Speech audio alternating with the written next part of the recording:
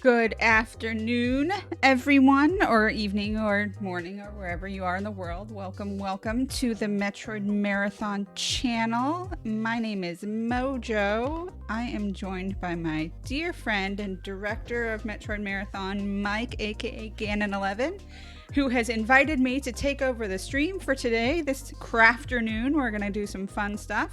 And just to encourage you to think about the Metroid Marathon team in the off season and maybe share our enthusiasm for the upcoming new release, entry 5 in the Metroid series, Metroid Dread, coming out in October. And so we're doing a slow burn birthday celebration starting on the 6th of this month, which is the 35th anniversary of Metroid ever.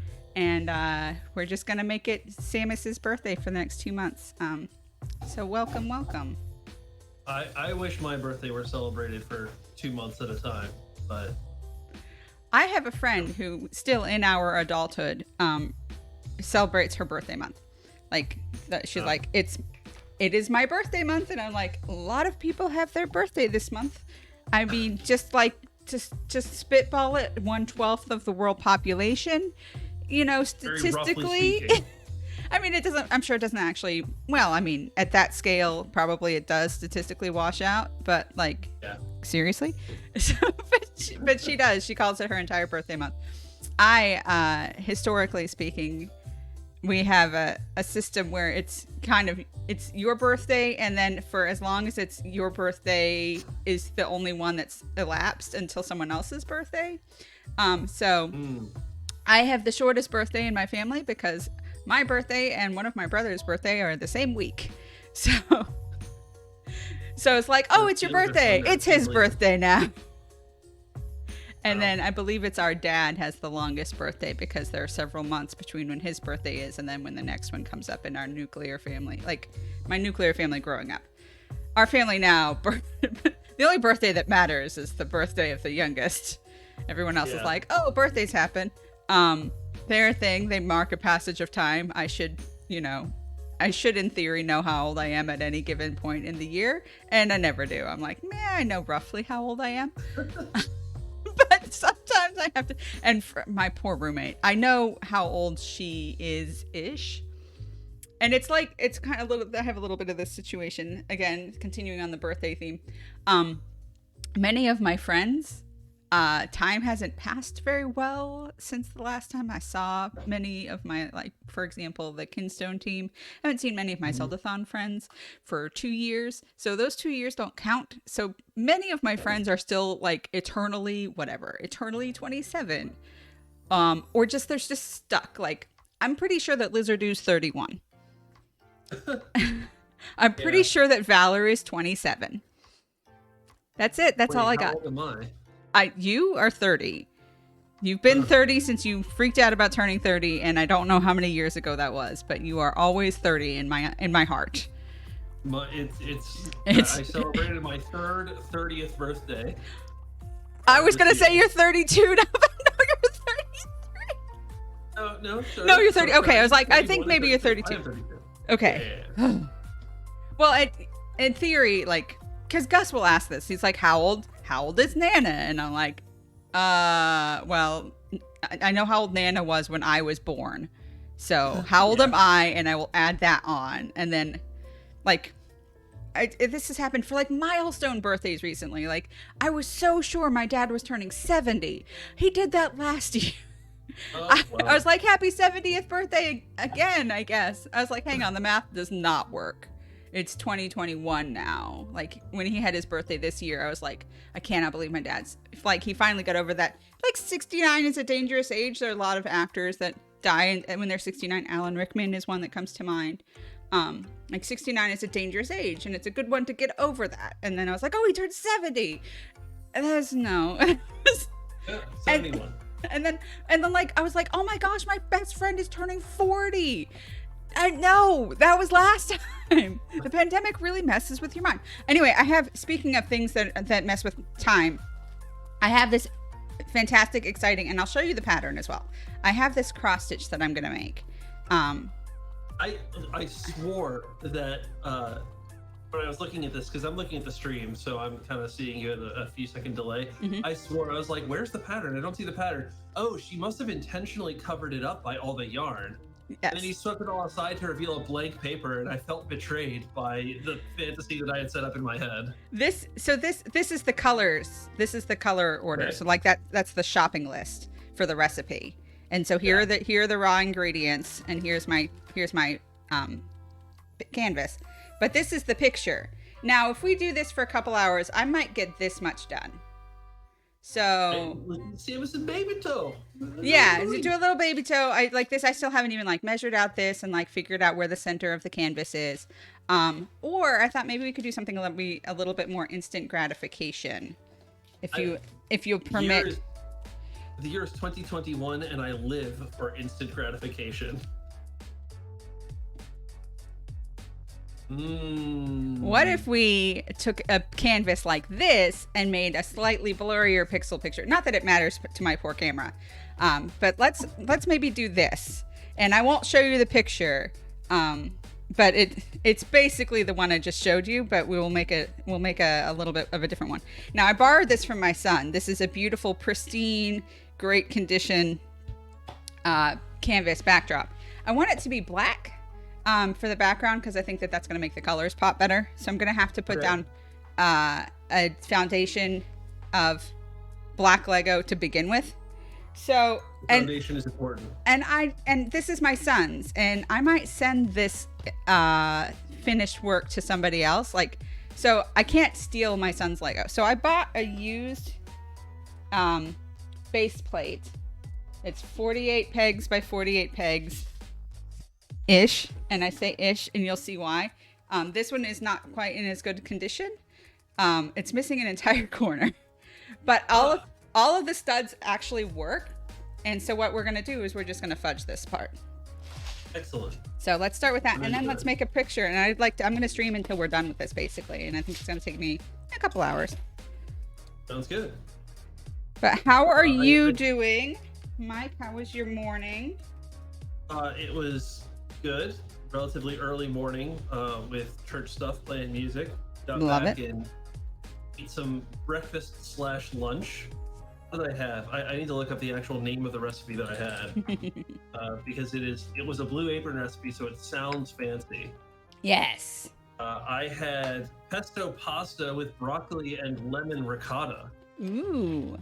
And it was actually pretty good. I had kind of a pesto yesterday. I had a pea pecorino pasta sauce that I made with green pea and mint and a bunch of cheese. And I had that on rotini, but then I realized I made so much pea sauce that I needed to throw in more noodles. So I took all the leftover noodles from the fridge and threw them in too. So it was half rotini, like whole wheat rotini, and half moose noodles. Yeah, moose noodles. So I had that. I had enough servings of that I finished it off. That was the last real meal that I ate yesterday. And then this morning I had sweet potato toast. I had roasted sweet potato slabs a couple days ago, so those were just hanging out in the fridge. And I made a savory ricotta for that, and a cup of tea. And tea is something that I wish I had the time and foresight to make. Yes. But I'll have to settle for half iced tea, half lemonade. Ooh, at Arnold Palmer. Arnold Palmer.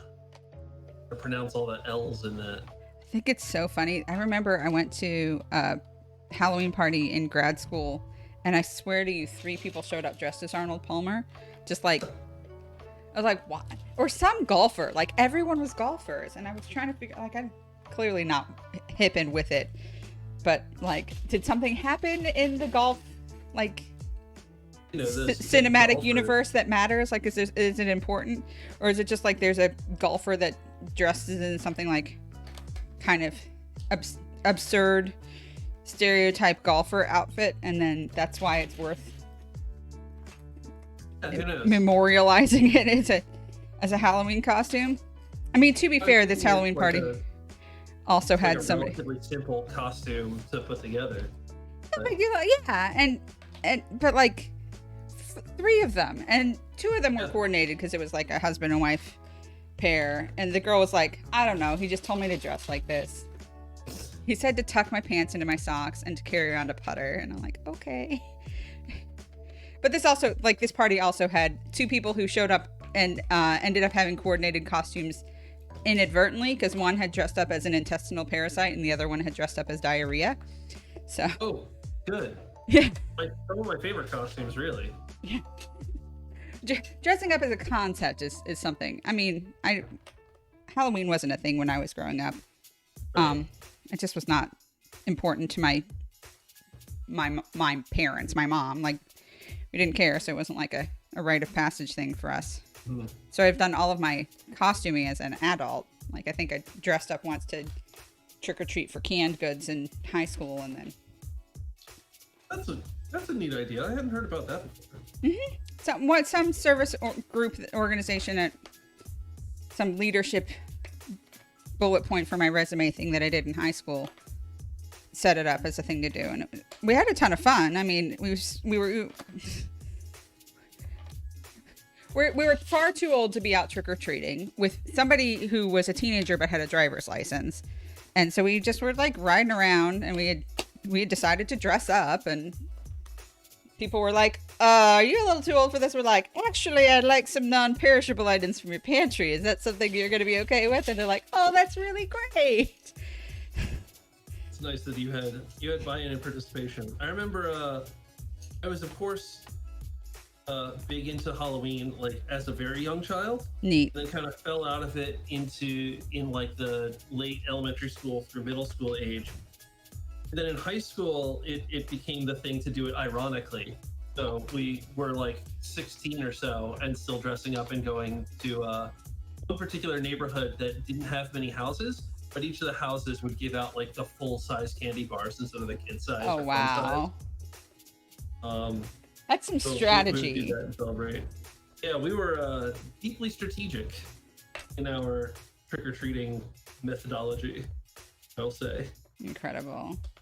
It was fun. It was a good time. And now I'm instilling in my son, like, what's the best stuff about Halloween? We don't like scary things. He doesn't like jump scares even. Like, watching movies, he'll be like, I don't want to watch this. This is creepy. And I'm like, it's Star Wars A New Hope. Like, come on. Is it really that creepy? Or do I just, because I know what happens, I'm not worried about this droid in the middle of this valley? I'm like, will you keep watching if I told you that everything turns out okay in the end? And he's like, no, turn it off. I don't want to see. You made your decision then. So I dress him up, and then we stay home, and he gets to see all the kids and their creativity, and we get to honor the parents who are doing their level best to like supervise a crap ton of kids. I mean, last year was the first year that I didn't give out candy in an age, just because I didn't want to encourage people to be going out in the state of the world health-wise. Right. But the time before that, I received the most complimentary, like I received the best compliment of the night when a family that I knew we had seen before, because I commented on the little girl's costume, came back to our house. And they said, I'm so sorry, this is so strange, but you just seemed like the nicest lady in this neighborhood, and my daughter told me she needs to go potty. Can we please borrow your bathroom? And so I had the honor of being the safe space for this little 4-year-old princess somebody or other to continue to have her fun and not have to go home, either cut the night short or cut the night short disgraced because she had an accident in her costume. Right. So I was like, absolutely, thank you for saying something. But like, I'm one of those people, like, I try and have stuff that I cater to a bunch of different tastes, but also like I have applesauce to give out to the babies who are in costumes asleep in strollers, and I try and have like the good stuff, and I look at the parents and I say, what does does the baby want a Reese's cup too? And they're like, yeah, the baby wants Reese's cups as well. You're right. The infant, our child wants this candy. Large, knowing wink. Exactly.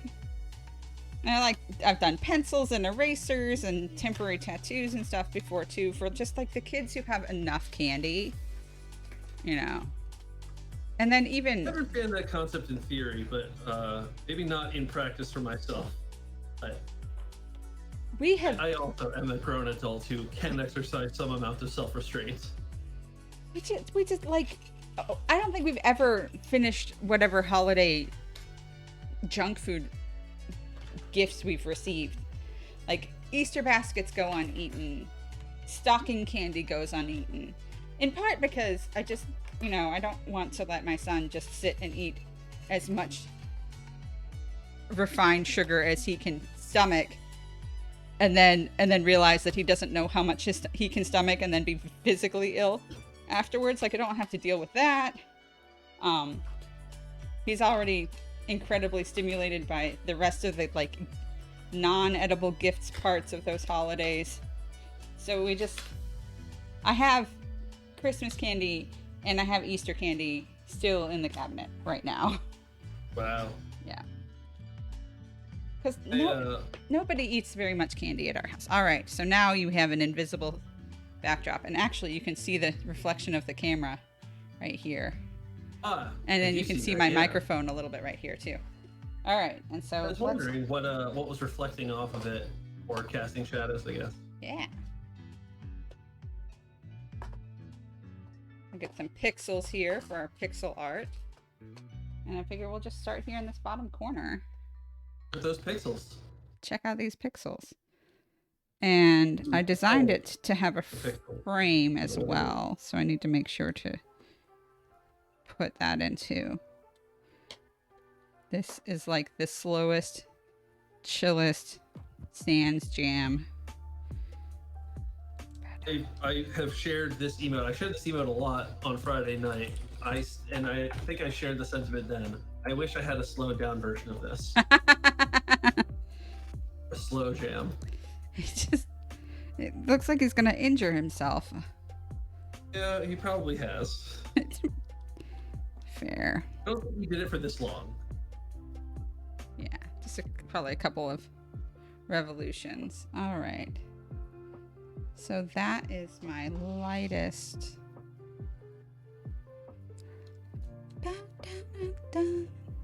So big thank you to Game Chops. This is the video game study lounge that's actually going on live right now that we have playing as our like smooth, chill background music. Yeah, this is not something I listen to a lot, but it is nice. Yeah. I suppose they allow this to be podcast with no issue, no MCA warnings, no takedowns. I haven't had issue with it before. It hasn't come up as a problem. Hopefully this does not set a new precedent of. Let's see.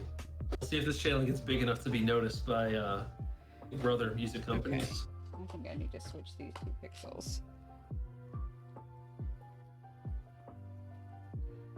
Doing a mix of like, is that gray and white, or is that all gray? I have gray and I have silver, and I have swapped the silver and gray because the flat silver actually ends up looking a little bit lighter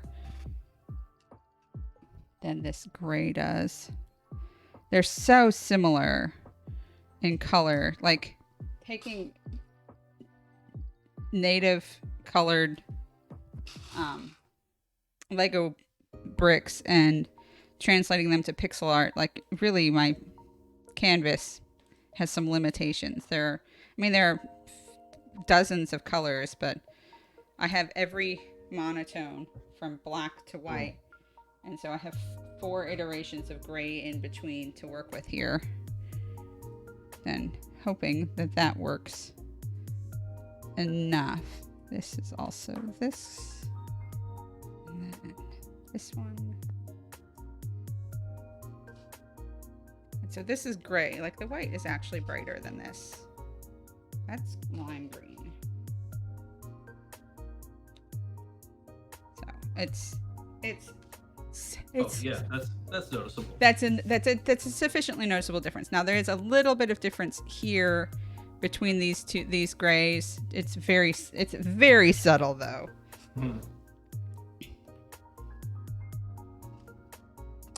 Let's get into some fun stuff. Which is the dark blue goes right here, and then medium blue goes around it.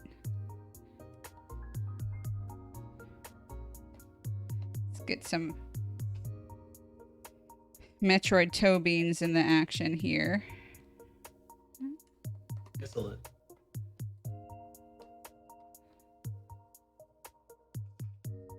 I'm sure you know more than anyone else maybe, but I am so beyond excited to play this game.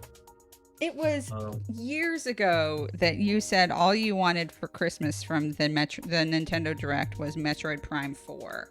Like 3 words, I want Metroid Prime 4. This was years ago. I remember you being it's salivating for a new title. In every single, Nintendo Indies, every single like direct short, every announcement tweet they made. I was just hoping, please give me a teaser of Metroid Prime 4. And the only teaser we got over the past 4 years was a logo. Restarting.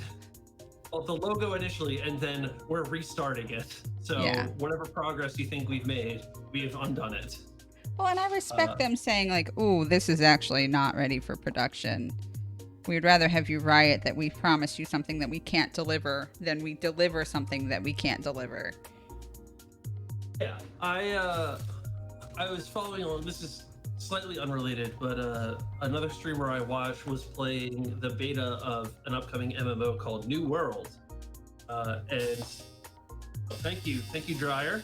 Hello, Dryer. All right, I think it's over. The New World had like a closed beta, and he played the beta for the 2 weeks straight that it was available. Nice. Then as soon as the beta closed, the company producing it was like, "Yes, we hope you enjoyed the beta. We found a ton of bugs, and it's going to take us an extra month to be able to fix them all." Yeah. So we're delaying the release of the game a month past when we had planned it. And I said to him, and I think he agreed, and I think pretty much the sentiment of the community agreed, like, yeah, it stinks to wait an extra month for your game, but man, a good game that's delayed is still eventually good. Yeah. A bad game that's released now is usually bad forever. Yeah. Or like, we release it on time, but then we have to spend the next 4 weeks patching it. And so you actually don't get to enjoy the gameplay. Like, really? Right. Is that a game still at that point? Or is it just an exercise in futility? Yeah, and I think like the only example I can think a game that released quote unquote bad, but that eventually got good is No Man's Sky.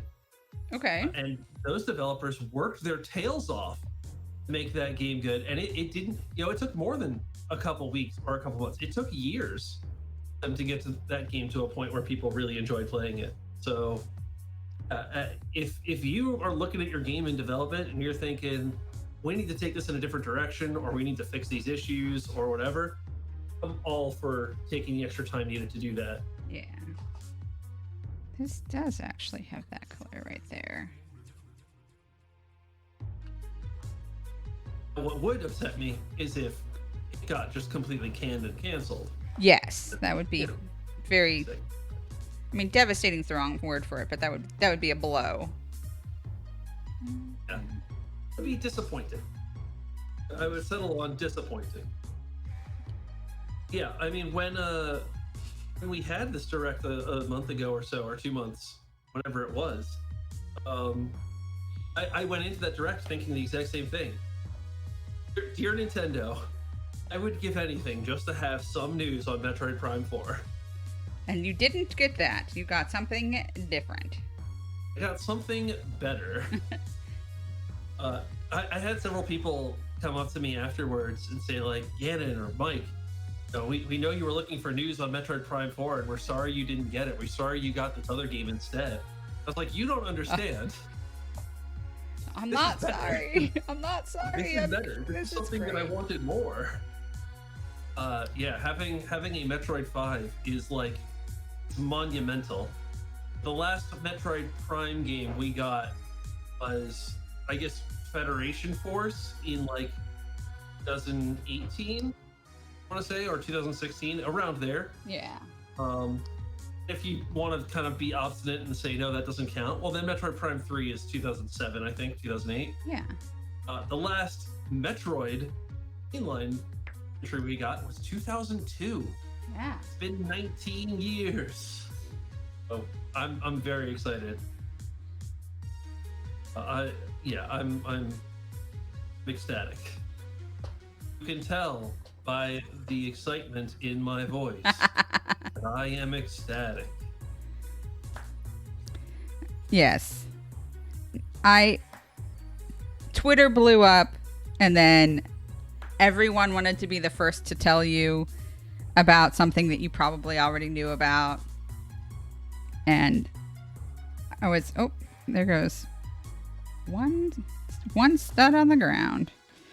Goodbye. How many studs do you think are going to end up on the ground? How many studs do I think are going to end up on the ground? Hopefully less than a dozen. Hopefully less than a handful. Right now it's only one so far, and the picture is 46 by 46. If you want to do the mathematics for how many actual pixels there are on it. I will type that into Google. 2,116. Yeah. You are going to be filling in all the spots with black studs. I'm gonna make everything even, so there will be a surround of black 1 by 1, and then I'm gonna build a frame that's also gonna be black. Okay. So we have those bricks are over there where I can't reach them. They're off camera. Yes. Out of sight and out of mind. They're actually behind my pattern. I am wearing my Any Objections Lady shirt. Not that anybody can tell. But I see a lot of red. there's the visor. And down across my tongue it says Any Objections Lady, which is one of the lines that I love. I think it's very fun and funny, but I was describing to my roommate the brief history of the Metroid franchise. I was like, so like the main franchise is Metroid and Metroid 2 and Super Metroid and Metroid Fusion, and now Dread is going to be the 5th in that series, and then there's Metroid Prime, and then there's Prime Pinball, and there's Prime Hunters, and there's Federation Force, which is also basically a Prime game, and then there's Other M, which nobody talks about except for me and Doug. I was like, it's not beloved, which is why Doug and I like it so much. You can tell we have, it's not really a brand, it's a way of life. We just have an understanding that things that people don't like generally fall on our radar as things that, one shade too dark. So you gotta respect people like that game. I think there are things to like about that game. Yeah, it's very not my favorite. I respect the game, but I also have scathing things to say about it. So sometimes those are the games we like the most. You know, you play a game enough, or you watch a game played enough because you like it, but that lets you see all of its flaws and faults and call them out. yes.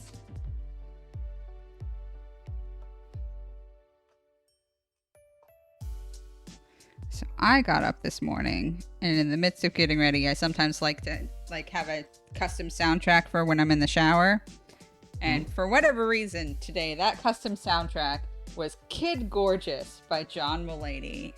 And so I was listening to a Netflix comedy special while I was getting ready this morning. And my roommate, when she emerged from her bedroom, because it's her day off today, and she came in, she's like, I'll watch Gus. And I was like, Gus isn't here. She's like, oh, is that why it's so quiet? It was so quiet this morning. I guess that's why. she's like, I'll watch him if you want while you're streaming. And I was like, oh, I scheduled the stream so it's before he comes home from his dad visit. And that's how we got on the topic of Metroid to begin with. But this morning when she came kind of slumbering out of her room, she emerged and then immediately started beaming because she was like, I recognize the sounds that are coming from your phone and I'm amused. This is a good start to my morning now suddenly. So this is about as far as we would have gotten in a couple hours if we had been doing actual cross stitch.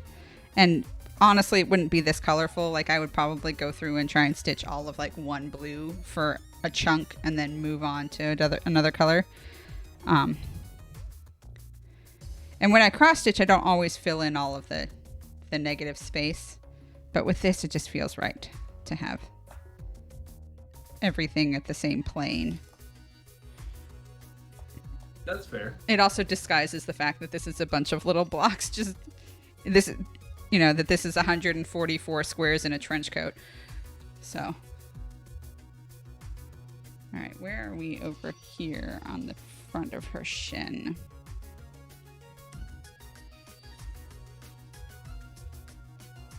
This ends up being Tower of 4.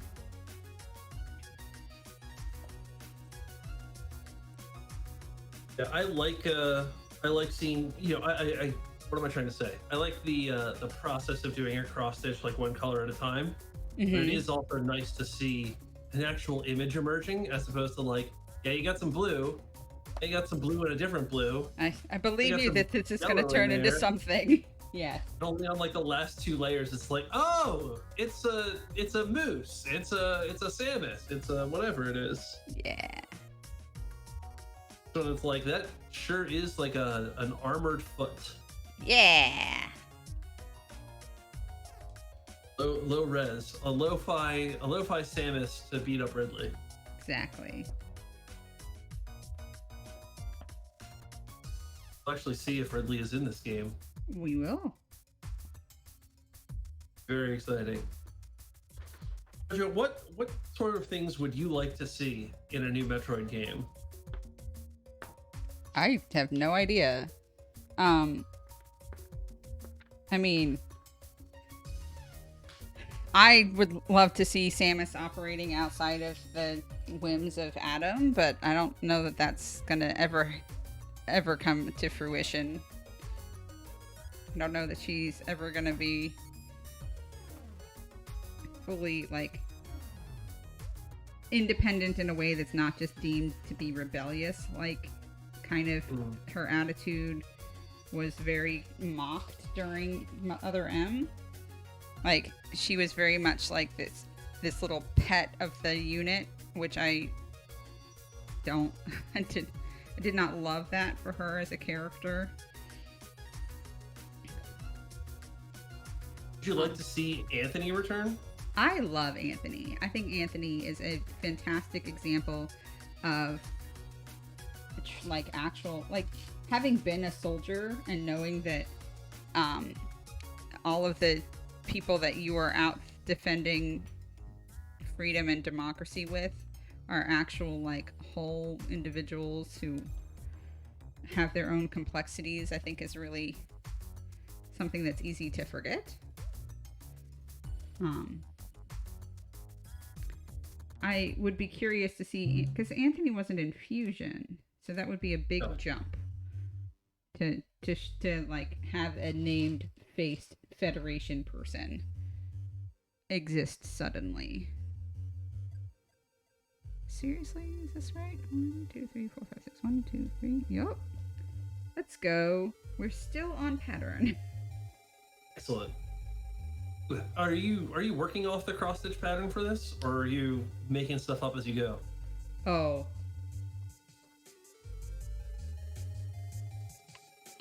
I have a picture.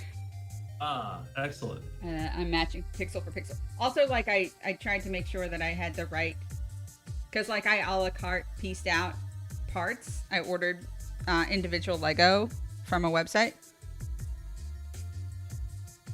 So I went through like mathematically to figure out how many pieces. Like, in order to do the whole background, I'm going to need a boatload of black 1x1 round plates. So I have a whole bagging of them. Because like all of this is going to end up being black, right? All of this is going to be background. The space between where she's crouching is all going to be background. This whole corner is going to be background. So I need a lot of those pixels, but I only need like 25 white dots in the whole picture. And if I had gone through and like laced out, like counted out, I could have said I could build this, like this 16 piece here, this 4x4 brick. I know exactly what needs to go on each coordinate of this if I had lined it out on my pattern. Instead, I'm just going, okay, I'm going to start somewhere and work my way towards the rest of the picture. So that's why I'm still like on her. Now, like this is her shin, and here's her knee. And then kind of the rest of her body drops back into the background because the gun, the missile arm is going to be right across here. And then it's going to terminate at her back foot where she's actually posting in her crouch. I am pretty sure you mentioned like you could have laid out each 16 by 16 block. You could have put everything on those blocks and like put them on the canvas. I'm pretty sure I did that for an Advent of Code challenge last year. That's really hard to do. Now, so I was inspired to do this because we had been doing some Lego pixel art earlier, like in the past couple of months. We've done some of this and we've actually made it into wall art. It's hanging in my house. And the idea of like breaking apart the background and then reassembling it onto the base again ended up happening because when I was putting the mounting supply, like I had flipped the whole thing over and I was affixing mounting supplies, I aligned it wrong. So like this is square, right? And I was like, this is the top, this is the bottom. LOL, nope. That was the two sides. And so I actually picked up all the Lego, rotated them 90 degrees and put them back down. But I had a helper to do that. And so instead of popping all the pieces off and leaving them in sequence on the table, rotating the base plate and popping all the squares back down, I ended up having to go, okay, which, like, what it was a puzzle with no, like, and every piece just could butt up against each other. Going, okay, like this one I have 4 grays here. Where in the entire picture do I have a square that has 4 grays in the middle? Crap. And, so that was fun, but also very, like, it ended up being unfun because Gus and I got frustrated with one another because he's like, I'm trying to help, Mom. And I'm like, yes, but this has become a one-person job because every time you touch something, I can't find it anymore because you put it down in a different spot in a different orientation. So stop helping. And he's like, but it's Lego. Like, this is my forte, Ma. I'm like, I have turned it into art and it is now scary and hard and for 16 and above and you're still 6. And he was like, I don't like that answer. I want to help. Okay. Here's that column. Let's beef out this calf muscle a little bit. Get some beef on there. Ooh. Please pop apart. Thank you. Excellent. Boop, boop. I'm seeing all these things about 2 seconds after you comment on them. Yes. It's fun piecing together what's happening. Sounds about right. And then those. Yep. Okay. Now there's some shadow here. Let's add in some shadows.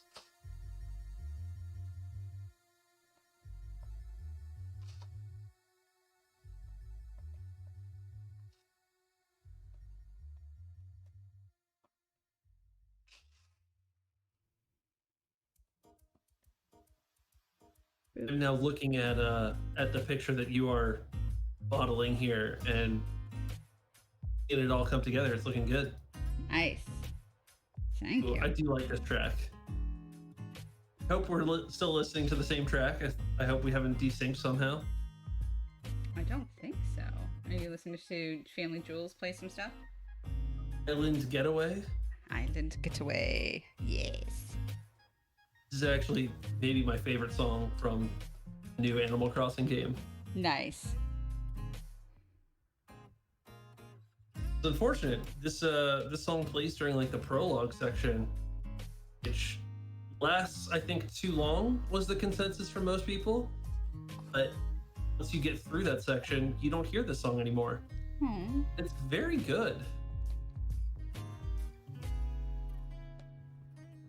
Of course, as Family Jewels is going to be covering it, it's going to be well performed.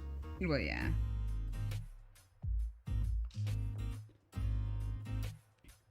think that this...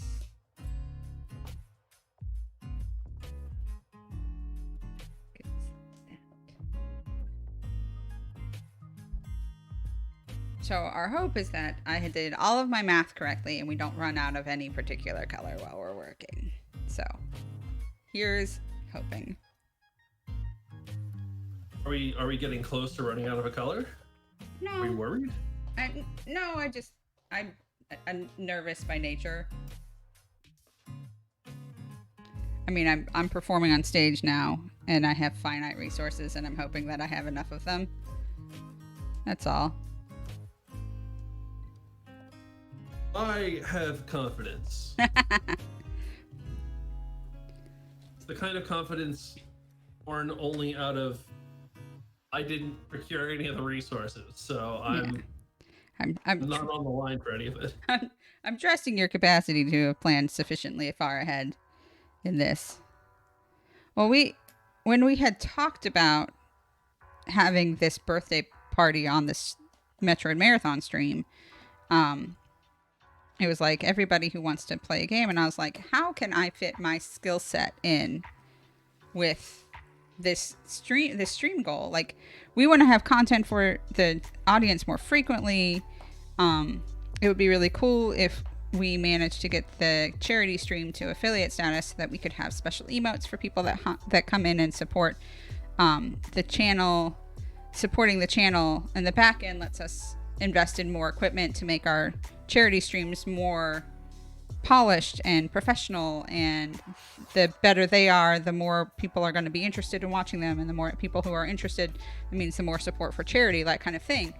And then it's like, well, how can I fit in? Because I'm not good at building assets, and I'm not good at explaining how to use OBS, and I'm like, I have a very specific set of skills that I bring to the table when it comes to charity support in a streaming platform. But boy, those are very specific, and they actually are best used in like in-person large scale events because I'm there to be a personnel support.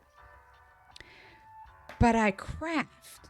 And how can I craft? And I really can cross stitch, but like my camera is not super focused, so having something that's a little bit larger scale is nice. And then just like, we love Lego in my household. We are a big Lego family. We agree that Lego are for people up to 99 years or older, in my opinion. I don't want to turn 100 and then be told I'm not allowed to love one of my favorite things anymore. So just like being able to... It says 5 to 99. I don't know. It does. It's written in the law that... I don't know why they have to have an upper limit on those age suggestions. I think it originally started out as like this is not solely for kids. So like, if you are considering bringing shame to this space, you kindly reconsider the controversial Lego takes. It's true. That's what we're here for. Controversy. I mean, there are times like my son muscled like mental and emotional and physical endurance through a Lego set that is designed for people much older than him, because the payoff was that it was dinosaurs, and dinosaurs in space are two of his favorite broad categories of Lego. So this one. Ooh, more Chrono Trigger. Nice. I just went through and watched I had missed the ending. Doug recently played this in his personal streams, and heck yeah, dinosaurs for sure. Dinosaurs are super super fascinating. They're these generally speaking, they're thought of as these huge monster, reptile something or others.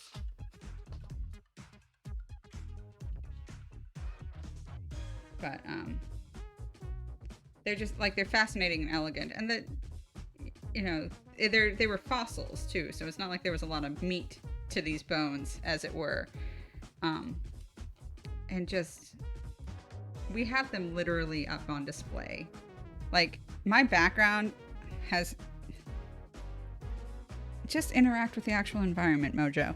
My background has a bouquet of knitting needles that used to be on display in a different part of my house, but that place has been usurped and taken over by this Lego build, these Lego statues, because they're hecking cool and they're incredibly detailed, and it's a Triceratops and a Tyrannosaurus and a pterodactyl, and then there's like a little dude, there's just a little skeleton with an Indiana Jones hat on it, and it's called a Lego Sapien, and I think it's hilarious. All right, we're starting to get into Blaster Shadow here. You said that dinosaurs and space were two interests of your son. He loves dinosaurs. He loves space. Consider dinosaurs in space, such as Ridley and Kraid. He has a larval Metroid pillow in his room.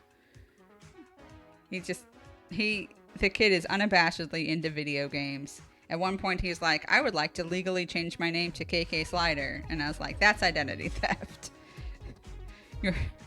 I appreciate what you're trying to do here. I am off by... You want a larval Metroid pillow in your room. Yes. He's a larval Metroid pillow. I have made an error at some point. These two. That. Or have I?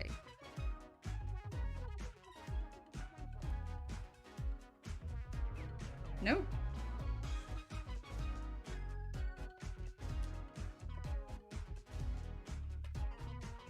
There's that.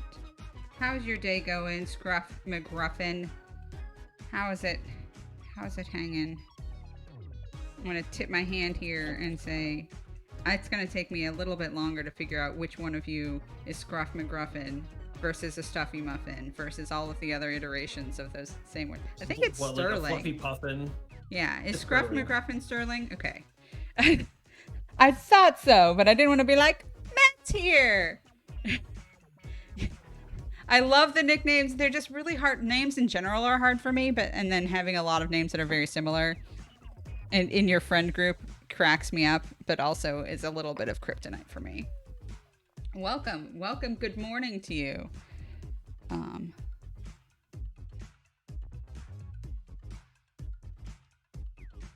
That right there. Gearing up to go out and do a bunch of chores. Yay, adulting. Ooh. All of my chores that I have planned for the next several months are pretty much within the four walls of my abode. Amazing. I cannot find the time or energy to do them because work keeps happening and other parts of life keep happening. Yes. So I've gotten as far as making a big to-do list, and I have not been able to check anything off of that to-do list. That is a start, though. That is a start. No, it is a start. This color.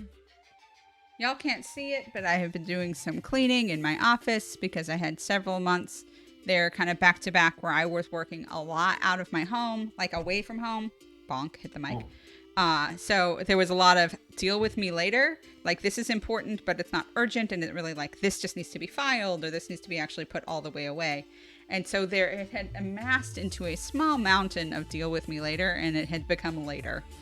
So I spent a couple of evenings just like lurking in a stream after my son's bedtime, taking a couple of hours for myself to do stuff in here. And you can see now the couch is clean behind me and the backdrop is a little bit updated. It's very exciting stuff. Let's see. Yeah, that's the kind of stuff that I gotta do. Except the do it later has accumulated over 10 years.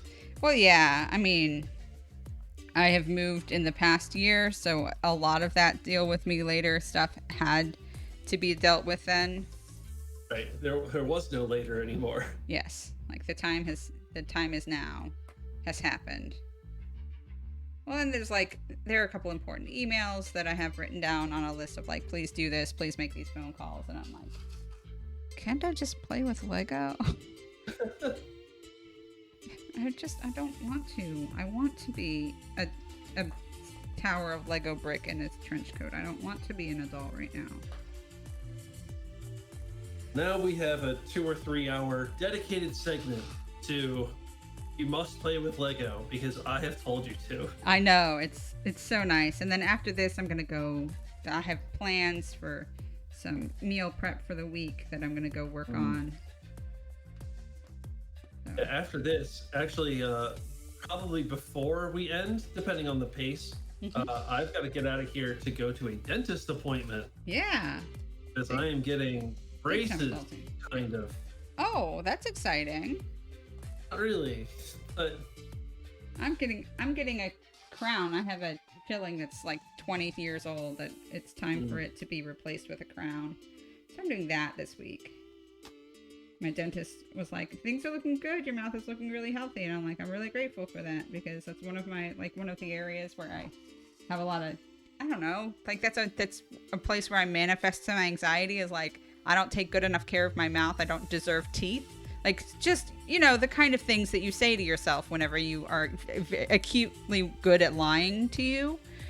And so he was like, this is looking really good, but like, let's go ahead and he's like, you have dental insurance. Let's take care of one of these crowns. And I'm like, oh, thank you for noticing. I'm really pleased. Like, this is an accomplishment that I have dental insurance. Like that doesn't always happen. And the last time I got a crown, I didn't have dental insurance. So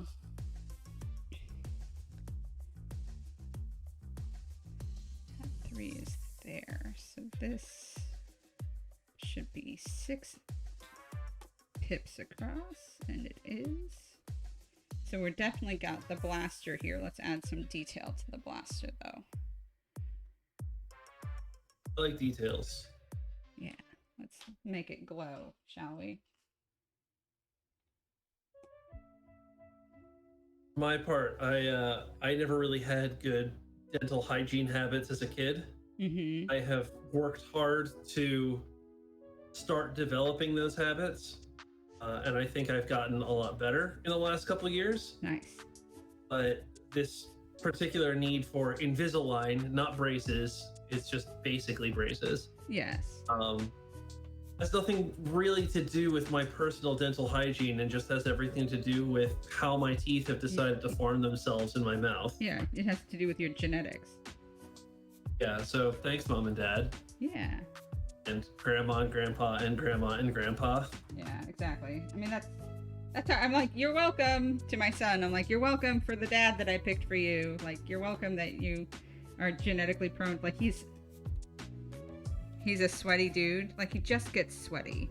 He'll play hard and he'll come in and his face will be flushed and his hair will be wet with sweat. And he's a kid. And I'm like, sorry, not sorry for what's going to happen to you during puberty. But when it starts to happen, we'll have lots of conversations about how to take care of yourself and feel like you are as clean as possible in your meat suit. But like, you're welcome. This is not weird. This is not an anomaly. This is not something that we need to take to your pediatrician. Like, there's something wrong with you. You just sweat. And everybody sweats. You just do it more visibly. But that's like, you're welcome. Congratulations on your genetics. So much better at sweating than everyone else. You're just so talented at this.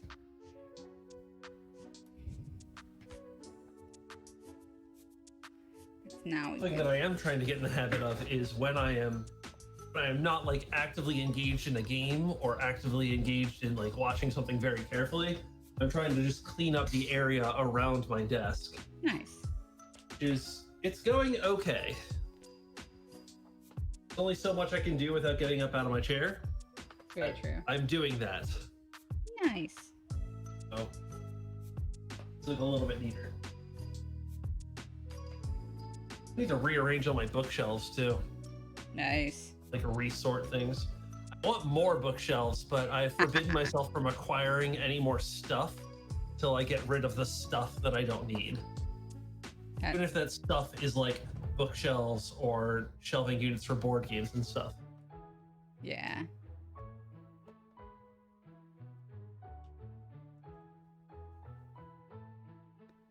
The Google Olympic Doodle still active? It is. Look at that. Nice.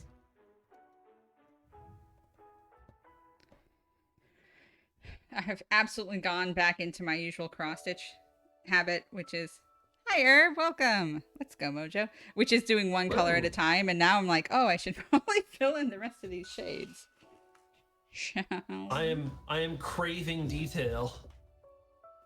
Let's get some gray in here.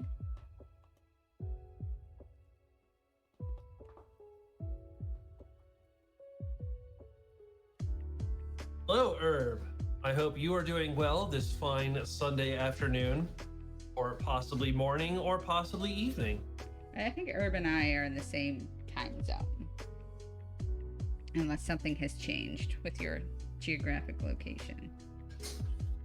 For the space-time continuum. Yes. I mean that happens sometimes. Heaven knows I occasionally participate in streams from a completely different space. This dot right here is this color. Dot right here is this color. Well then, good afternoon. Yes, good afternoon. Just barely. By 2 minutes. Yes.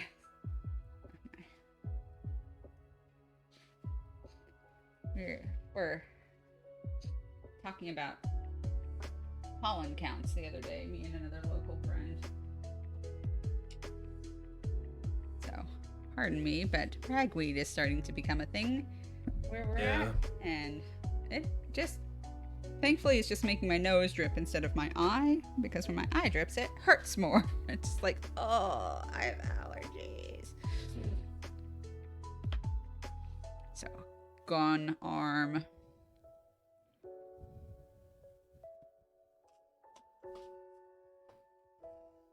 I'm trying to use the government's weather site, weather.gov. Nice. And it's not telling me any kind of pollen count on here. It does say that there's an air quality alert. Yeah.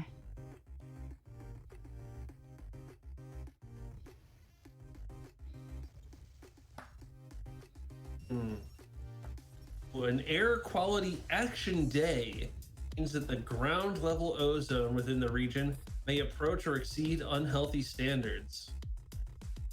I didn't realize ozone was the thing that happened at ground level. Well, clouds happen at ground level too, so. That's true. But right now it is not very foggy. It was raining earlier. That is this one. Nice. Apparently there is a 50% chance of showers.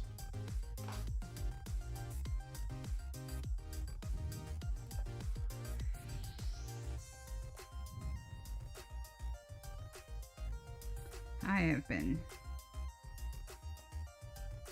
progressively, like, I live in a part of the country where magical thinking and willful deniability are really common. Unfortunately, like, it's sufficiently common that I am in the minority in doing things like saying I am still not going to go shopping, or like I've worn a mask outside of my home even when the CDC said, now that you're vaccinated, you can go mask free. And now that, like, with the emergence of Delta variant and the new Delta Plus that's coming around now, and the Lambda variant, they're saying, like, okay, now this is a new situation, and the updated recommendation is that you probably should still have a mask on even if you're vaccinated. And I was like, well, I never took it off. So yeah. I'm not worried about that part. It's not like, oh, now I have to, like, and the rules have changed again. I'm like, the rules never changed for me because I live with somebody who isn't eligible for vaccination yet. So we hadn't gotten to that point. But I think that the original plan of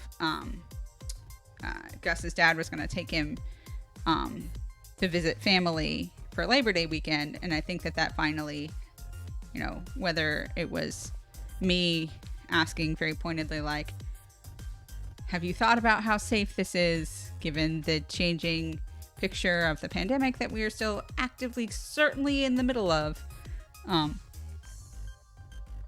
Or if it was some other source that was like, it seems like the ball is rolling in that.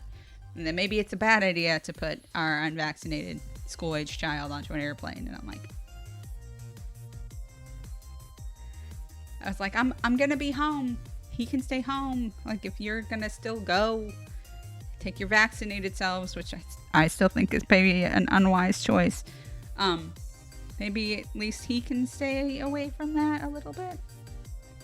Because the recommendations of, like, when you get there, you have to quarantine for 7 days, I think is really putting a damper on their plans. And I think that might be the thing. That might be the clincher. And it's like, you know what, if that's what it takes, like, I'm doing everything I can from where I am during the times that I'm in charge to keep my family as safe as possible.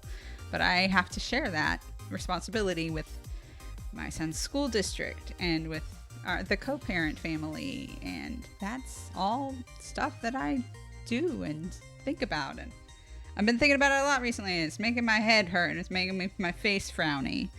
But I'm really... I continue to be hopeful. I think people are needing to continue to take it seriously, even though it's exhausting, and remember that viruses don't have endurance situations like humans do. They don't tire. So we have to continue to be tireless in our efforts to make sure that we're making good, safe choices for everybody. It looks like an anonymous donor donated $50. Oh, that's amazing. Thank you so much. Awesome. So making me really curious why we're not hearing alerts on it. I don't think it's anything you've done wrong. I think it's something that I've not set up correctly. But I don't know, maybe. I mean, I have the Streamlabs, and the rectangle looks like the shape of the Samus one that we like to use for events. Oh. So speaking of keeping people safe, Extra Life, the general fund for Extra Life is a way that the Children's Miracle Network will be able to have a collection of solvent funds that can be used by any of the Children's Miracle network of children's hospitals to meet the needs of the children. Specifically, I feel like it started historically as a way to bring, like, child life, like playing games and some stuff to do to distract you while you're hospitalized, into these facilities for children, which is really cool, and it's incredibly valuable. I've worked at a bunch of different kinds of children's hospitals or places that have children's hospital units, like a pediatric inpatient or a pediatric ICU. I still think very fondly of one of the nurses that I worked with, that whenever the work of nursing was kind of steady and done during a portion of his shift, that he would change gears to try and produce something to be entertaining or distracting for the children on the unit. I remember one morning he was working a night shift and so was I, and I walked out at like 3:30 in the morning to go check on something, and I was like, Matt, what are you doing? And he was like, I'm making a Justin Bieber puzzle. What does it look like I'm doing? And I was like, okay, just making sure we're on the same page. And then I walked away, and he's laughing at me, laughing at him, and I'm laughing at him, and I'm laughing at the situation. But we had a patient that was on the unit that really freaking loved Justin Bieber. Like, this was years ago. So this was like 16-year-old Justin Bieber, baby face, no tattoos, long hair. And he just like found a teen magazine and had glued the picture of him, like the headshot, onto some firm foam stuff and was cutting out puzzle pieces. So it's just, Extra Life does something a little bit more formal than that, but it's still meeting that very, very important need to let kids be kids, even though they're fighting for their health or their life in a hospital setting. So they're really cool, and we think they're so cool that we want to try and give them $2,000 by the time Dread drops on October 8th. October 8th? October 6th. October 8th. Whatever. October 8th. It was right the first time. Never change your answer. August 6th for the birthday, October 8th for Metroid Dread. What other important dates are there? I don't know. I can't think of any more. Ooh, Extra Life Tabletop Appreciation Weekend is August 21st and 22nd. Ooh. I don't think we'll be playing any tabletop games for that. That's fun, though. I appreciate tabletop gaming like I appreciate video games. I missed an opportunity to get involved with it heavily, but I can still appreciate it for what it is.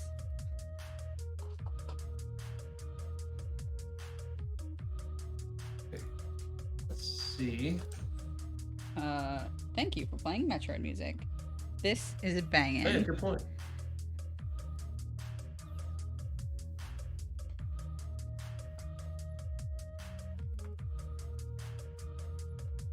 All right, I am going to click a test button. Okay. I'm going to test a donation.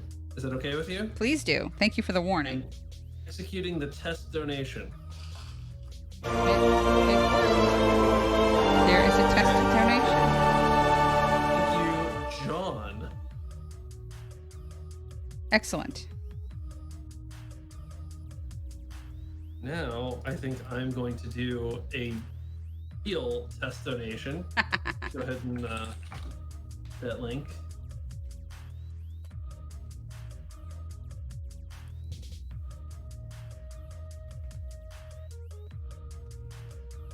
So this new suit I'm very excited about. It seems to have like a really kind of cold gray tone and then into the blues, but then it still has that same like breastplate and helmet in the red. All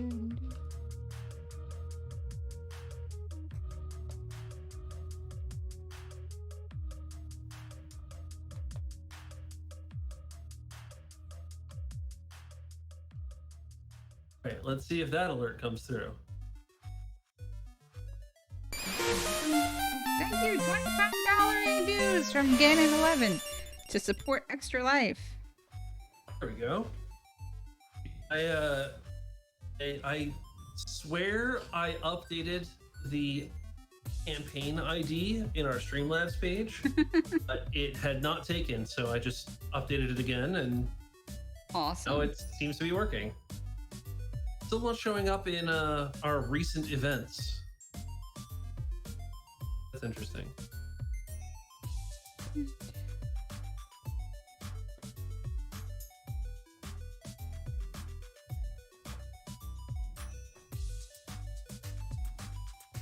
So I'm filtering them out. Oh, I am filtering them out. Oh no! Look at me. Live troubleshooting with Ganon11. There we go. Yep. All right. Well, this is what happens when I'm not the one hosting the stream, and I can actually do some messing around like that. These Oh, cool. are Go this us. color.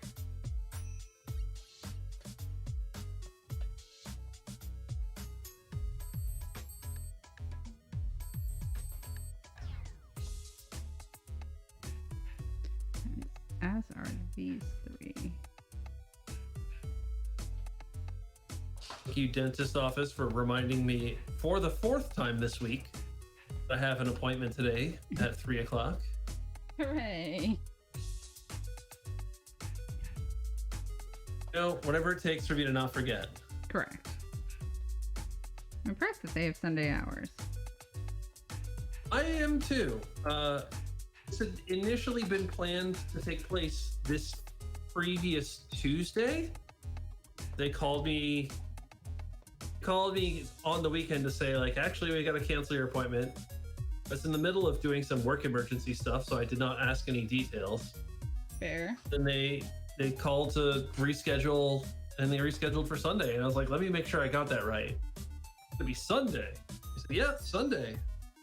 But okay, I'll see you on Sunday. They said, yep, cool, Monday. I was like, what? Wait. No, we mean Sunday. Ugh. There's still a small part of me that thinks I'm gonna show up to my dentist's office and be like, what are you doing here? It's Sunday. Yes. But if that happens, I'll pour down righteous fury. No, we'll What would I even do? Nothing. Nothing is what I would do. We're working our way down to her other knee here.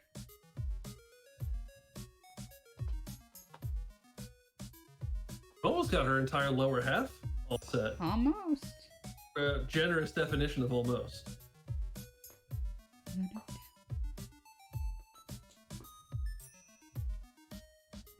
Big fan of the Metroid track, followed immediately by a Link's Awakening track.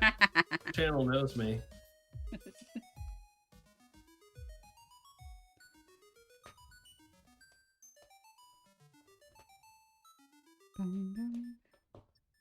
Got to spend yesterday chatting Zelda stuff with Super MC Gamer. Nice. The Zeldathon channel. Yeah, not gonna lie, they are kind of a lot of the inspiration for these few months of content. The fact that Zeldathon has continued to have regular content on their channel, even not when having a marathon, made me say, hey, we could do that. Yeah. So, thanks, Kinstone team and Zeldathon. Yeah. It's scaled to our team size and dynamic and mission, as it were. Yeah. We're not playing any Zelda games on this channel. At least not for these couple months. Although I have insisted on playing Metroid games on the Zeldathon channel. Maybe it's only fair that I allow Zelda to be played on this channel eventually. Time to play Link's Awakening. No, we could just do the Z1M1 rando crossover thing. Mark and I have promised to do that several times, but I think we've been thwarted each time we try. Yes. Life has an ugly habit of getting in the way of fun sometimes. Yeah. It happens. It absolutely happens. Okay, that's there. Meaning this is here.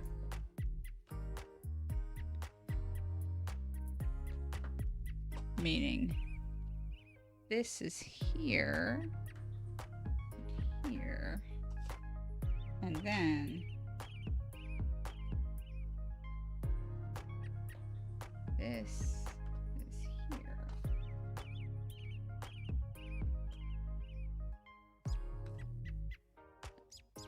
And that tracks with my pattern being this close to the edge. Still on target? Still correct. Excellent. Love to see that. The track we are currently listening to does not seem to be video game inspired. Though I guess I don't technically know. I think there was an earlier track they did when we were setting up from that album, or at least it had the same album art that was Star Trek themed. Nice. Very curious. Oh. You ready to fall back to you here? I don't think. Thunder Scott. I know, right? What a fella. What a lad.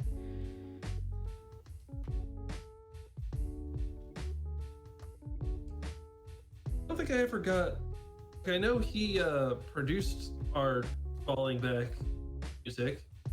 It seemed like every time people brought it up, it was like, hey, trying to antagonize him, and I never really figured out what the negative association there was.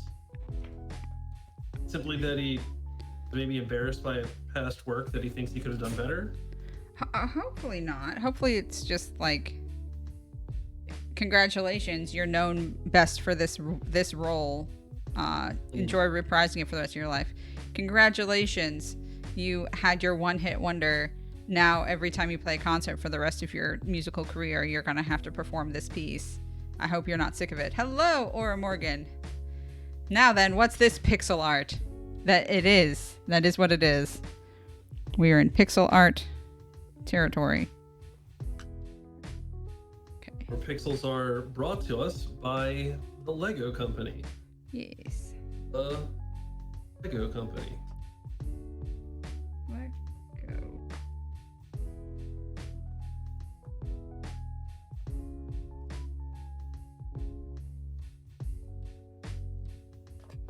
I like our take on pixel art.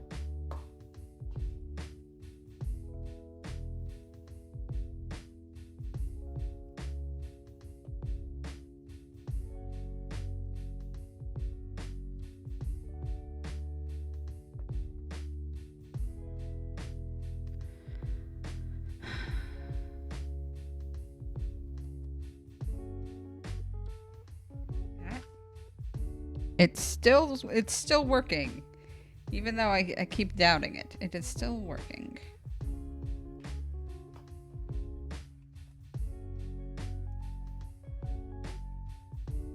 Here.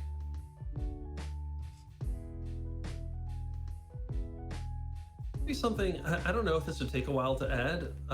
Maybe we could add to the stream overlay the image that you were reproducing. Maybe not necessarily the pixelized version that you're working on the pattern from, but the actual version. Yeah. That would be... I think I can put that up on Google Images. Oh, you're going to take care of that part and you're just going to send me a thing? So let's see if I can get this image.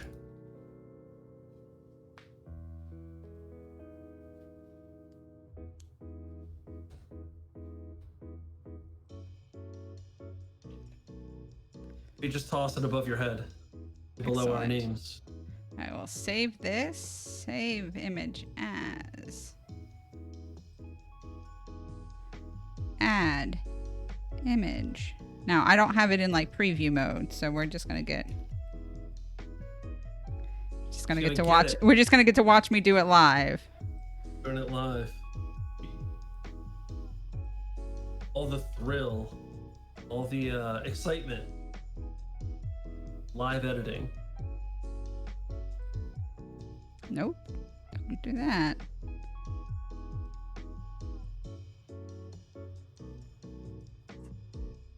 Let's not have her upstage me too much. And then we'll move like that. And we will grab this and move it. Nah, how about to there? How's that? Over the foot that we've already finished. Over the part that we've already completed. Yeah. There we go. We're making that over here, over there. You had a soak in the hot tub and now you're shopping online. Let's go. I am playing with Lego for charity, which is like the bee's knees for me. So here's her big laser arm, and then we're getting ready to work on the blue panel of this kneecap, and then her little blue boot. We're started on a blue boot, but here's that strong, independent, don't need no man bounty hunter, thick thigh that she's got all muscles in here. Justice. That's strong lady. And then here's the sole of her incredibly practical footwear. Cool. Yeah, the footwear here does seem more practical than some iterations of Samus have. Than the heels. Rocket heels. I just like that it has like the little glowy bits still incorporated in it. You can see right between our names that there's actually a glow. Yeah. And there's actually a little glow up here on the shoulder that we'll be incorporating as well. But like the yellow sheen of the gun. Now, when I made this pattern, I actually, after I got like the base pattern, I went through and altered it and like added some of the brighter components. Like I added the brightness here and I added the brightness here, just because I thought that those were important places to highlight. So this is a collaborative work that I'm now producing in mosaic fashion. I have altered the pattern. Pray that I do not alter it further. I'm praying to myself that I don't alter it further. That's why I'm checking to make sure I'm putting the pieces down in the right spots. Only approved edits allowed.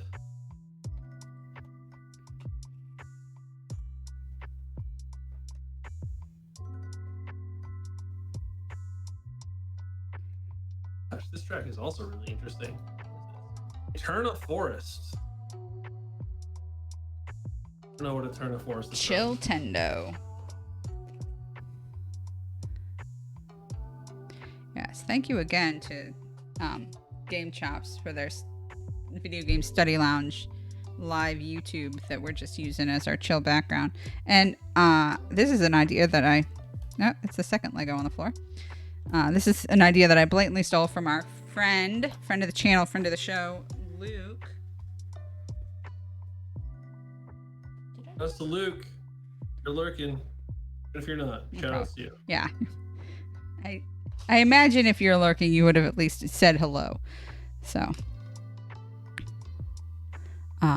But yeah, I got that. It was inspired by him earlier to seek out. This is this color. That during the Photoshop streams. It might have been. It was something. I was like, that is a really good idea. Don't mind if I do.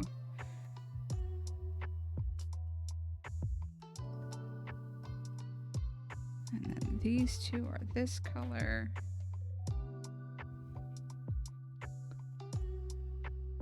And that's good. This is supposed to be like this. I'm missing a pip right here.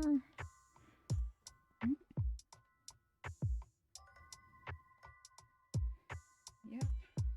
And then that is this color.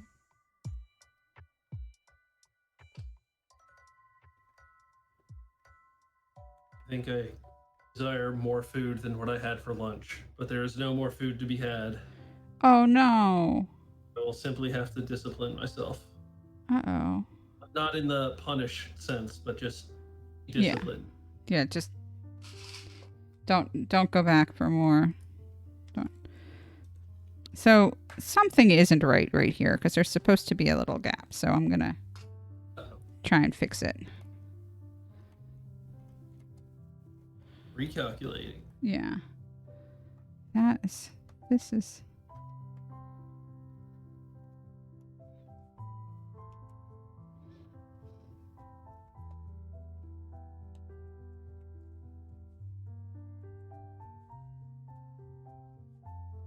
Roost Cafe Live is the current track by Curly.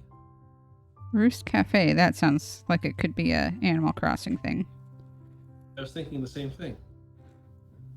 Also, there's Tom Nook Yeah. scrolling, doom scrolling there in the.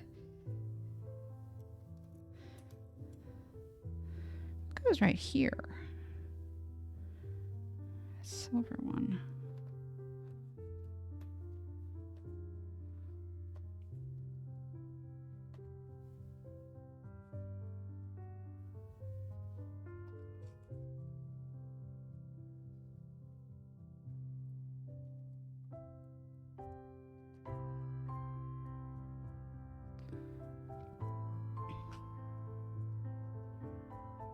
I hope everyone has fun and relaxing plans for the rest of your Sundays.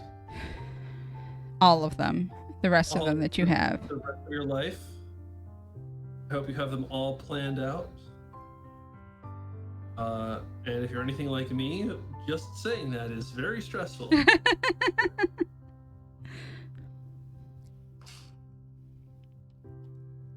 Yeah, I hope everyone's having a good weekend. Boop, boop. I will say I'm having a better weekend than I was last weekend. Hooray for good weekends. Friends and I went on a hike that I thought was going to be like maybe 6 miles yesterday. And this morning he was describing the hike we went on to our mutual friend. Mentioned that it was in fact closer to a 10-mile hike. Wow. So now I feel a little bit better that my legs are very sore. Feel more accomplished when you're okay. Microphone. Yeah. I appreciate you. You're blocking my view. Okay. I think I've fixed this.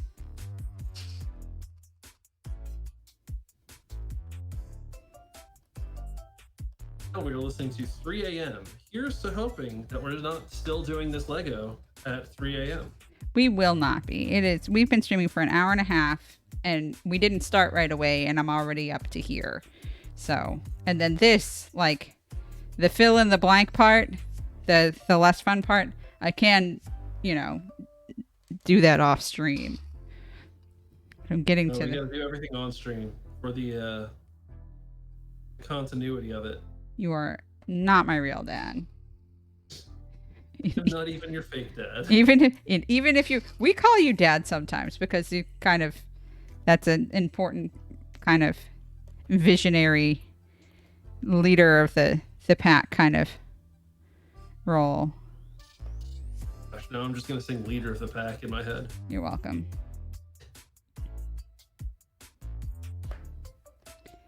No? Yep. Just kidding. That absolutely goes there. This goes here and here. I wonder how many people actually hear a 3 a.m. track in game. I'm sure many.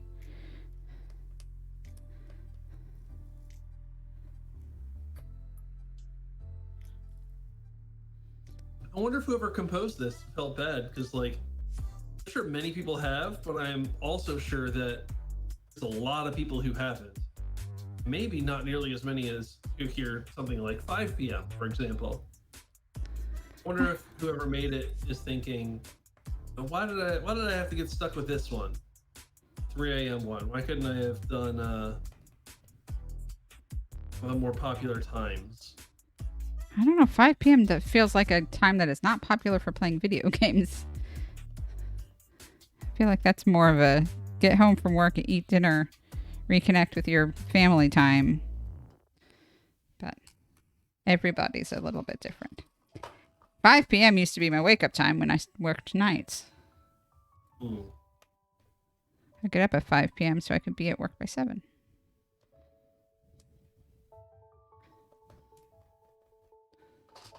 I guess these days, 5 p.m. is a drive home from work and start cooking dinner time for me.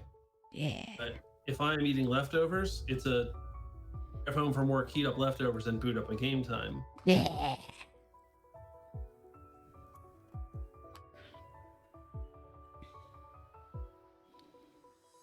There we go. So here's her foot and the shadow from that. And here's her leg and here's the gun arm. Here's her other leg. Let's fill in this spot here. This has a little bit of this. A little bit of this.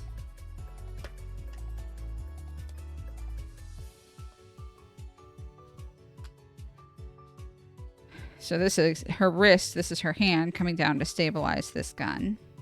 The classic pose.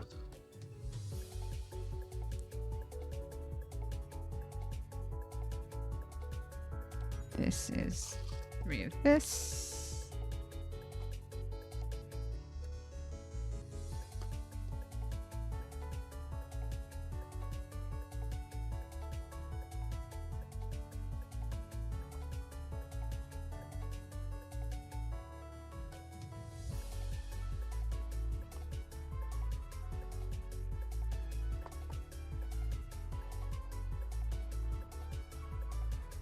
I would like a hot tub one day. Nice. True. Would I actually use a hot tub? I have no idea. I used to have a garden tub, which is a big bathtub designed to actually contain an adult. And I did not use it very often. I'm more of a shower person.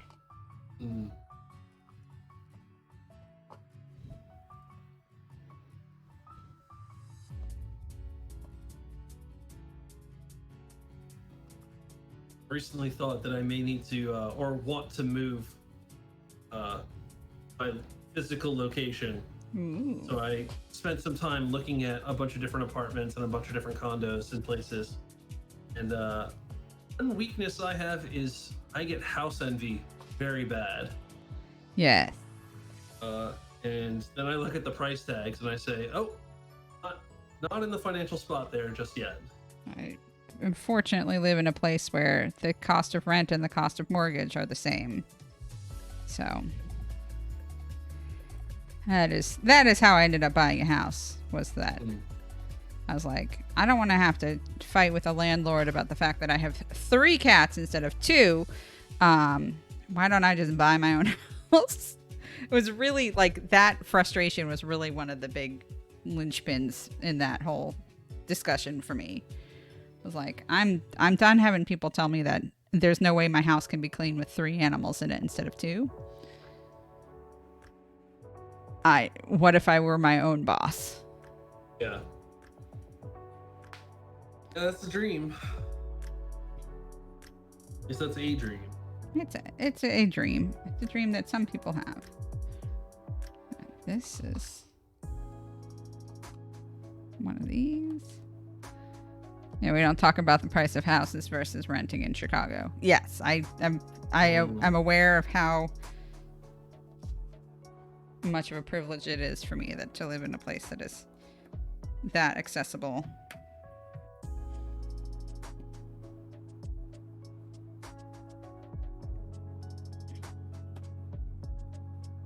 I don't actually know what rent versus mortgage payments would be like in my area. I think I don't yet have enough to make a substantial down payment. Mm-hmm. Why that kind of becomes out of the question for me. Fair. I want to say it might end up comparable in price, if not a little bit cheaper to do mortgage, but it's with a significant down payment. Yeah. Which I have not. I won't say I haven't saved any money, but I haven't saved with that goal in mind or a long enough period to be able to afford it. Very fair. We'll get there.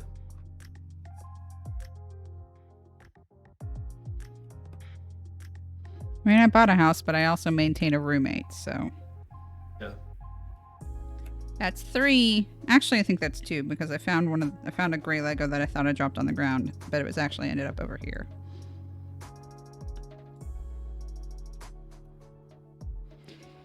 Okay. A little bit procrastinating, choosing which side. About offering something like, I will donate $1 for every stud that you drop on the ground. It doesn't seem like you're dropping that many, and then I did that test donation anyway. So I probably will at the end of this. I'll donate some amount of money for every Lego that I dropped because that's the rule in that Lego aren't really an office toy because of the floor. Even though the flooring is exactly the same in the office as it is in the rest of the house. Like we have no carpeting in my whole house, which I bought it like that, which was awesome. It was one of the things that drew us to this particular house whenever we were searching was not having carpet? Was having a single story and no carpeting. Yeah.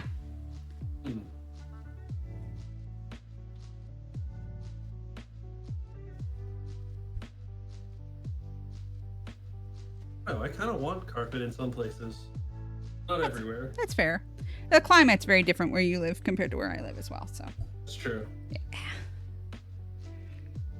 Ellen 4 is much more. You have more seasons than I do. Yes.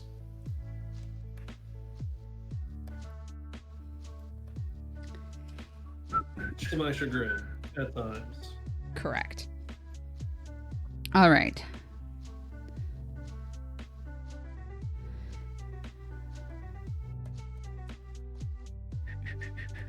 Where do we go? Do we go this way? Do we go this way? What do you think? Left hand, right hand. I guess it would be her right shoulder, which is where your left hand is. All right. Be my vote. We'll keep heading this direction then. Yeah. I think we'll get to her face quicker that way. So yeah. I think there's less shoulder there. Less between me and her face. Yeah.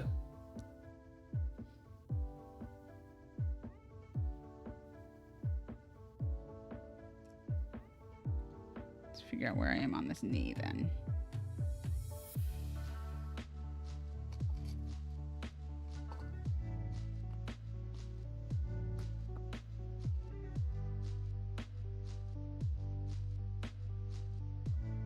traversing space, which is kind of like the Great Sea.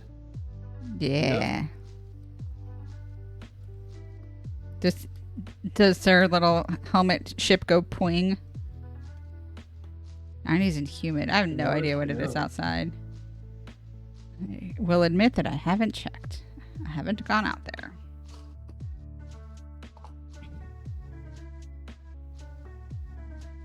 There's that. That.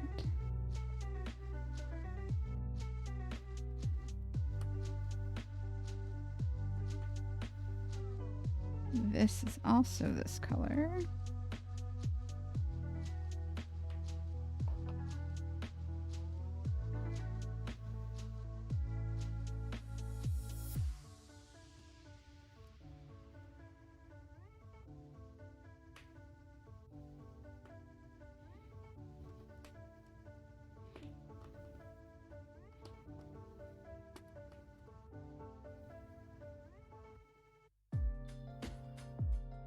Ooh.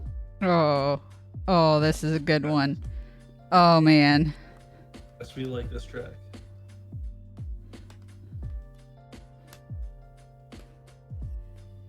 If this goes over here...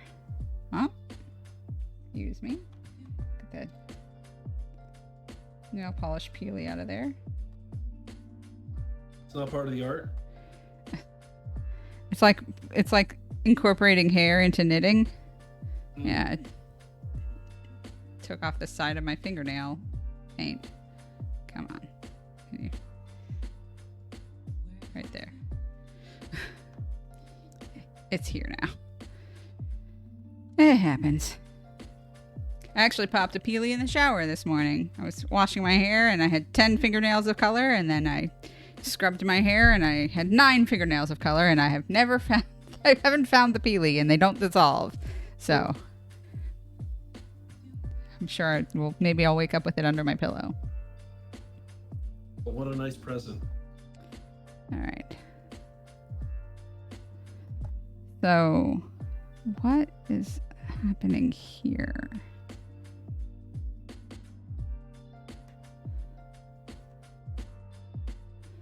Something is wrong in this. My spidey rotten in the state of Denmark. Yeah, my spidey senses are tingling. That's right. That's right. Oh, I'm missing. Haha. We rooted out the problem. I'm missing an entire row of 4 dark blue right here that then go into this alternating row. There we go.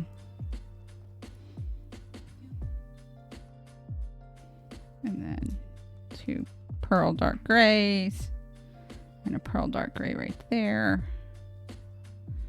And then this is actually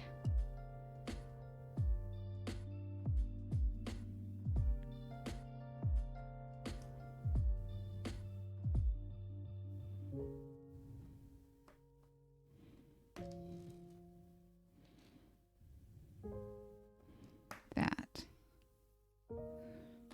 And that. There we go. Saved. Fixed it. Echo on track. Let's go. Bless you. Thank you. I could have reached my cough button on that one.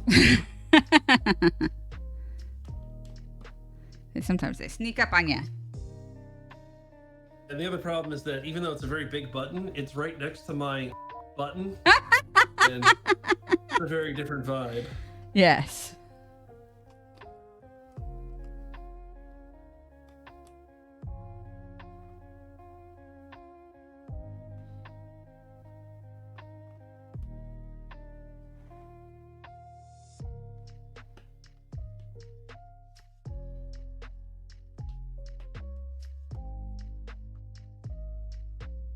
This one Minecraft based? Guessing that from the album art here. Yes. It's on the track I recognize.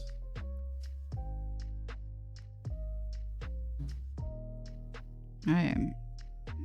If there is a loop for Minecraft, I am out of it. Oh yeah.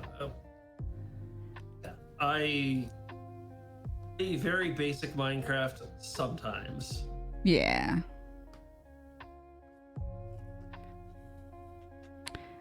I think I stopped playing Minecraft around the time where you could get a donkey. And there were like 3 colors of cat, and they were all random. If that helps anybody who keeps track of like the timeline. Oh, we're shouldering. Let's go.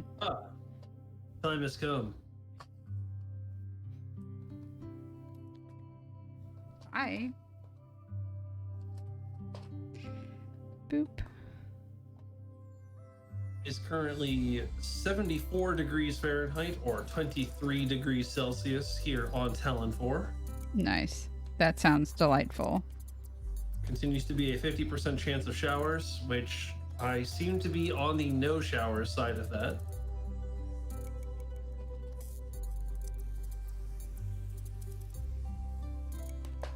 I'm wondering if I should actually turn the air conditioning off and open windows. I don't know. What the heck?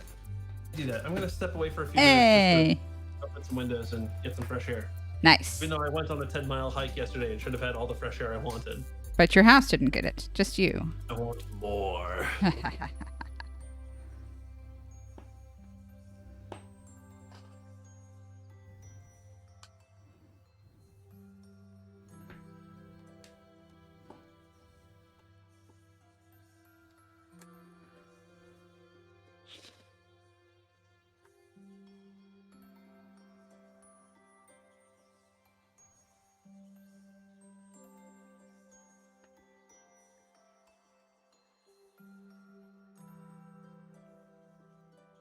Shiny.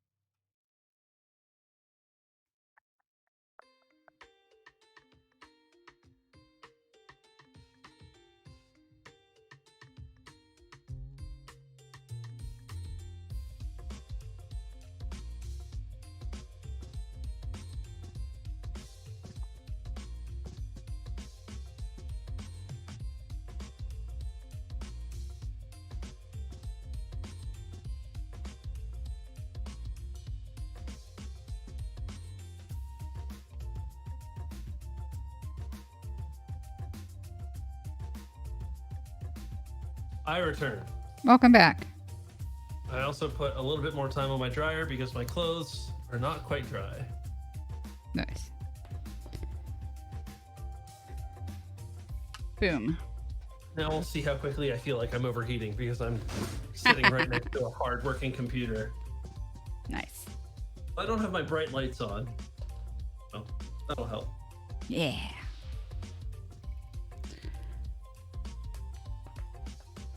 Looks like a shoulder. It does. It does, doesn't it?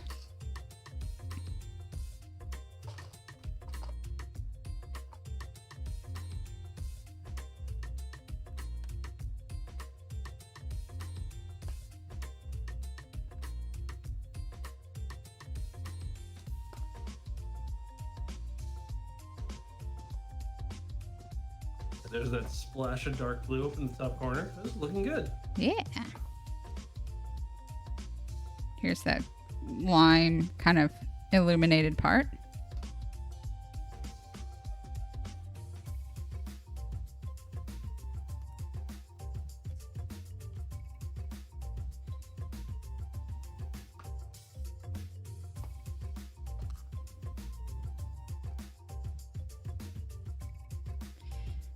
Excellent. That one is one of these.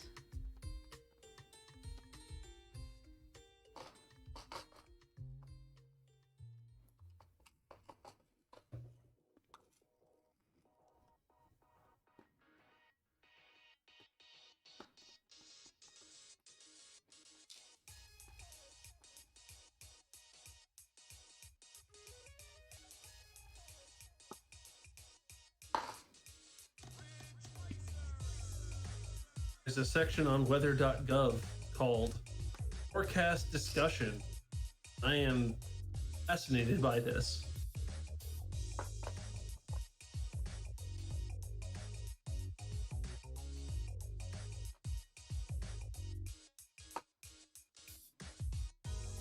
It's got clickable terms that open up a glossary that can tell you what's different words and what different abbreviations stand for. Ooh. ECPN is the abbreviation of precipitation. That tracks. Yeah.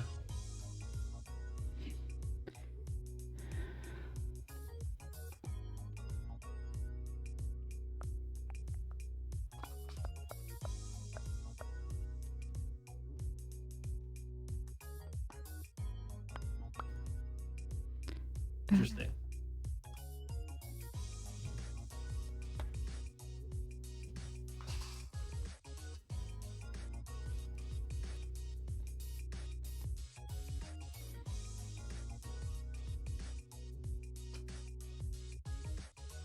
I can't tell if I would actually like a real DJ on this video game radio thing, introducing each track as they come in and out.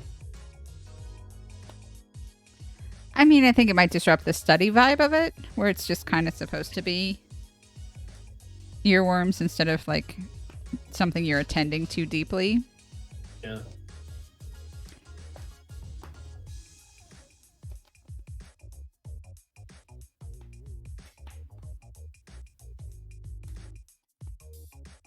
On the other hand, I would like to be that DJ. I think that would be a fun job. We're listening now to WGCS Cruisin' 110 by Robkta. Can you give the traffic report? The report. What other fun radio segments are there? I actually haven't listened to the radio. It's happening. Here. I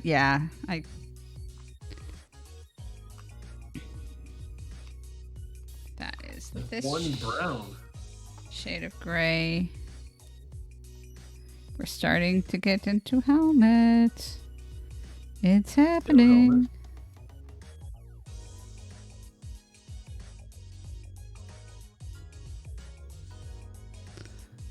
I'm starting to get low on that one too. These ones are starting to get very low. Let's get here. All right. No nerves, no stress. No stress. Only good vibes. Only Samus. Remember, Samus doesn't stress. Have you seen my other M? Fusion. Or any of these timed escape sequences. Any of the times where a game starts and just like conveniently she's lost all capability of anything. 2, 3.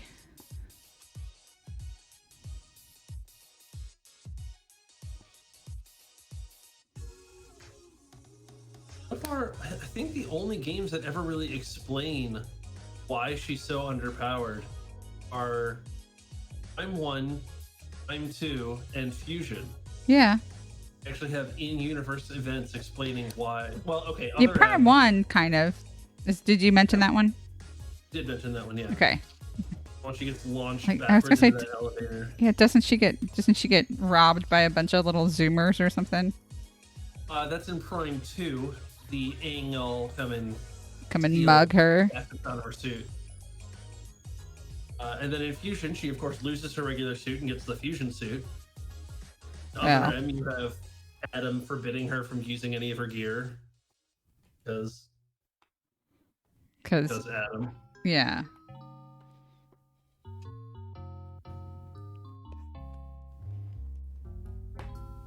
Then I guess you could say the original Metroid is explained by it's the first game. And to get them for the first time at some point. Yeah.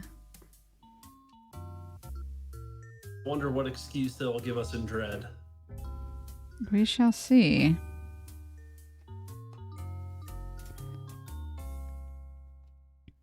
One, 2, 3, 4.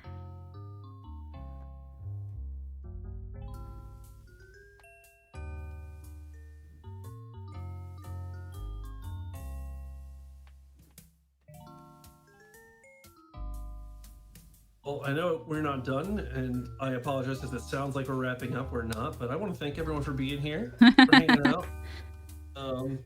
We appreciate it. I hope we are kind of sending the same vibes as this radio channel. Just chill vibes, chill hanging out. Yeah. Chill chat, chill chatter, chill craft. Now it's called Dreadcraft, but it's really kind of a chill craft experience. Dreadcraft is very S-type emotes.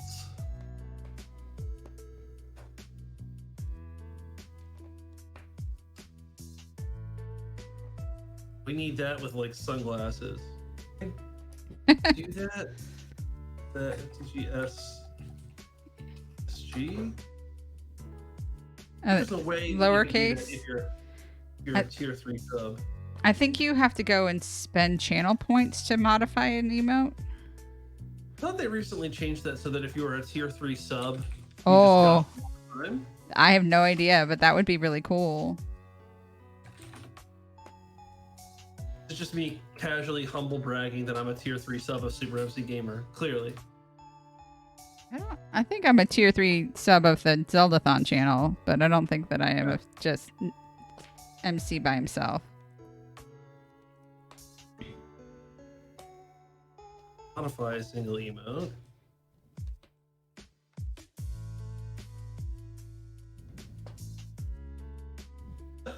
It doesn't work at all. Because of the directional part, like the sunglasses are going to be over one eye and the ear. It just has no idea what the eyes are. Alright, let's see if I can do it to Javo's sweating emote.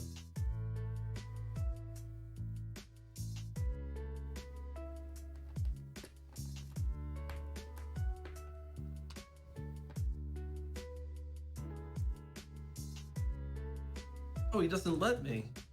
He disabled the sunglasses. Unbelievable. Am I not? Maybe. Okay, hold on. I'm gonna try this. Oh, I am. Oh, I just already have it, and again, it has no idea where the eyes are. Incredible. Okay, let's get those 3.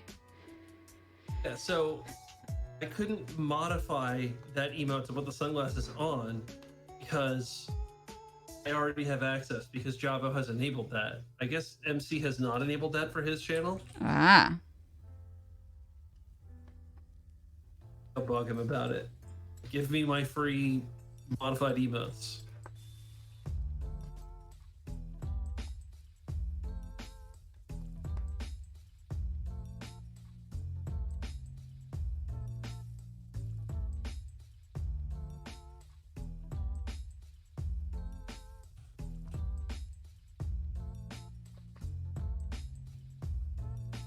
Ooh.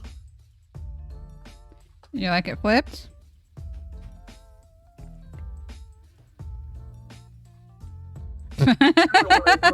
Sometimes kind of nervously look around. Someday soon, I'll have my own moose sweating emote. Yikes. I guess that means you will as well. Yes.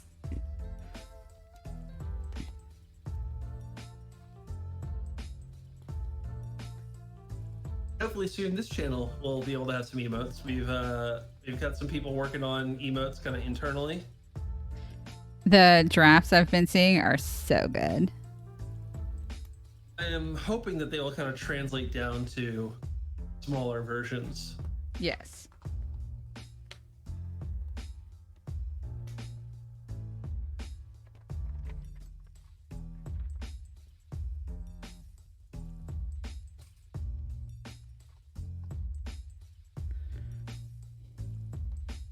Wonder what our emote prefix will be.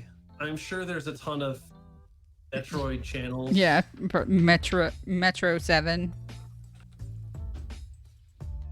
We're gonna have the I as well. Metroid 7. Does it give you 6 characters and then the numbers? Yeah. Hot dog. Since I am Ganon 1, and it's only because my 6th character is a number. Mm-hmm. I am the only Ganon 1. One and only Ganon 1. Amazing.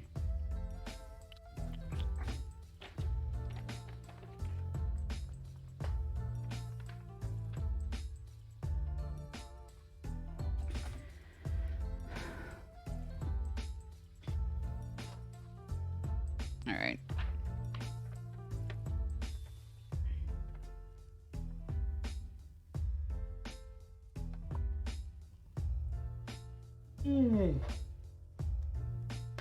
You like yawn once or twice.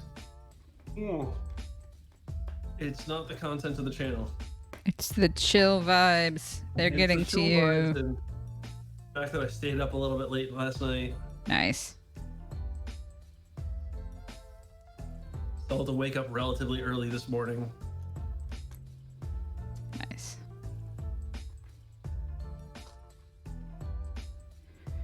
Friday night, the bros let me hang out with them while they played Warframe. And then I was like, okay. They're like, we're going to take a quick potty break and refresh our beverages. And I was like, it's 2. I'm going to bed. Thank you so much for letting me crash your party. I'm so sleepy. I'm going to go be old and dead now. Thank you for the hangs.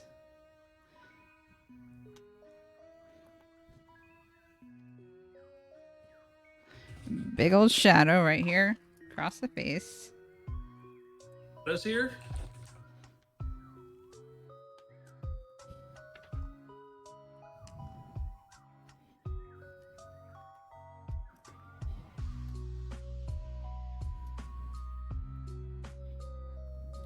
That's a chill stream that I miss. It's lazy afternoon farming.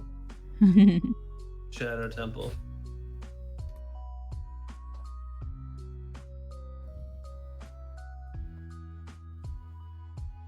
I found watching those streams so much more relaxing than playing that game. I have only ever played that game in the presence of the Shadow Temple, and it was a delight. It was very fun.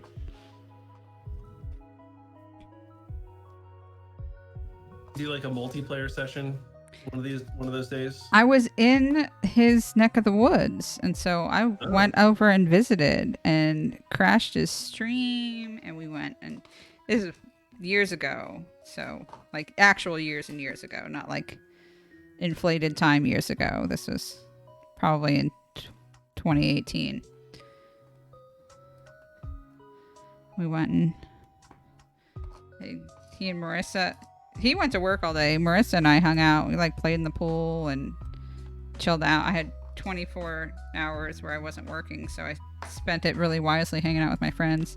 Slept for a couple of hours, got up and went right back to work.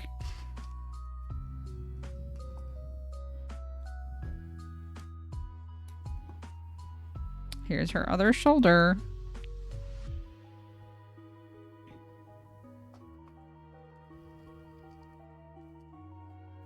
It's other shoulder time. Everyone get excited.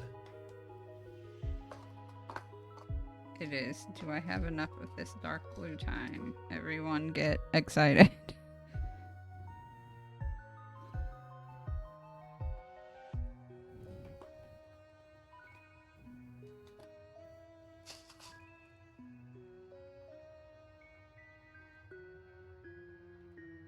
Boop, boop. Boop. Boop.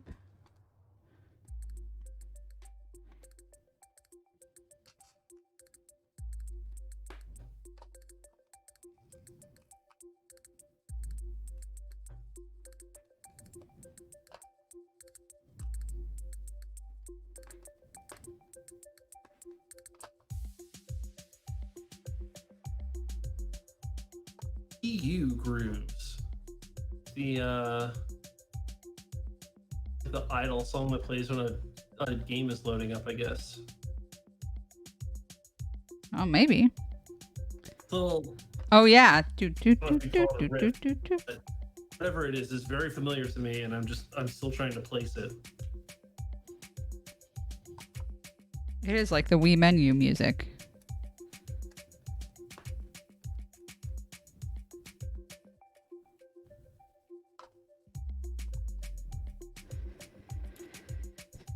Boop. Boop. Oh, come on. Snap to. Snap to.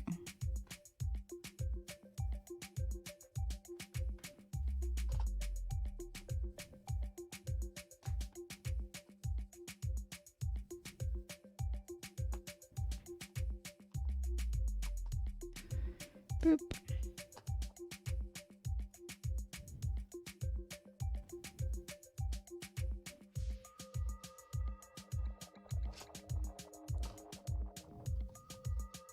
All coming together. We're getting there. All part of the plan. These are this shade.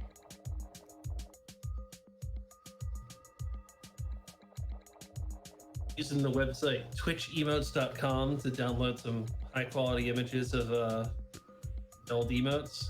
Nice. Time I right click on it, it says like, hey, you shouldn't be doing this. You should contact the emote owner to get their file and get their permission. Like, I am the emote owner. This is the best way I know how to do it. Leave me be. I have a permit. Sir, this is just a paper that says I do what I want.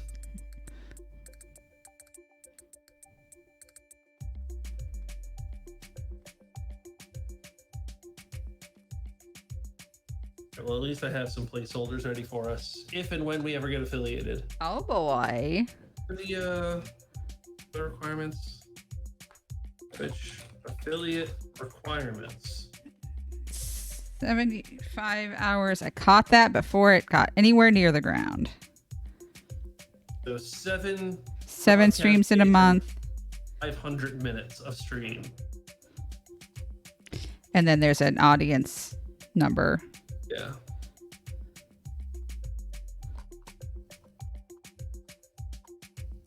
We need 50 followers. We have 328, so I think we're good on that front. Amazing.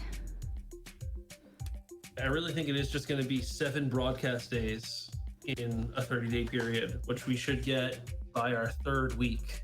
Is there like a concurrent viewer count stipulation? 3. Oh, we can do that. So, We've done that. We can do that even without cheesing it. yeah.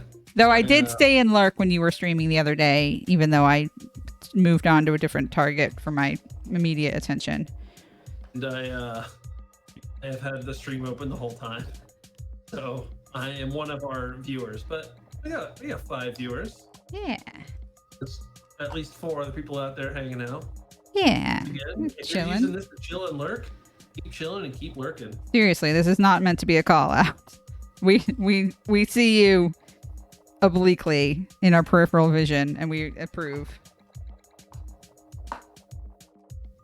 Actually, can I even see who's in chat? Users in chat. Look at all those users that are in chat. Nice.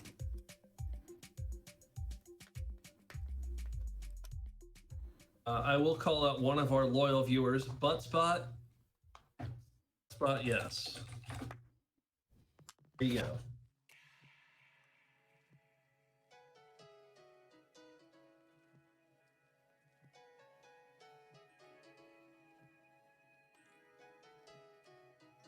Stardust. Stardust. That sounds like a Sonic-y. Sure looks Sonic-y.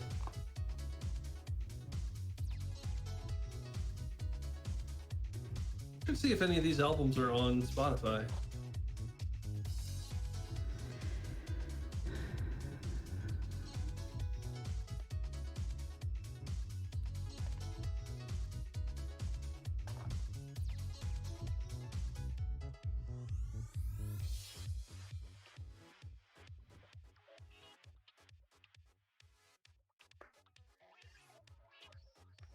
Add this to my library.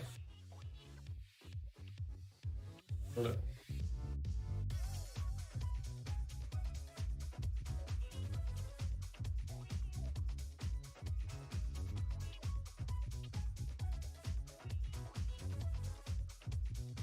Ooh, I only added one track.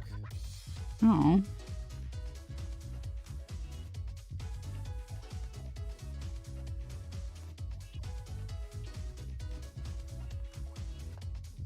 It's time to add the rest of them.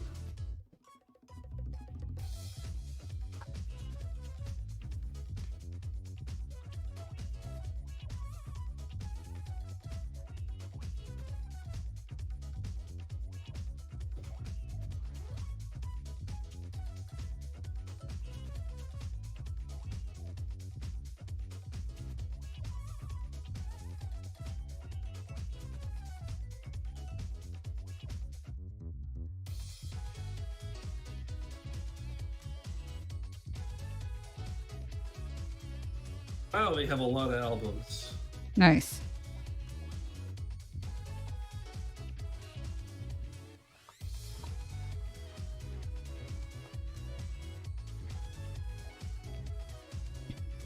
I just have this little bit to fill in before we fade to black. But I have run out of this shade, so hopefully that doesn't matter.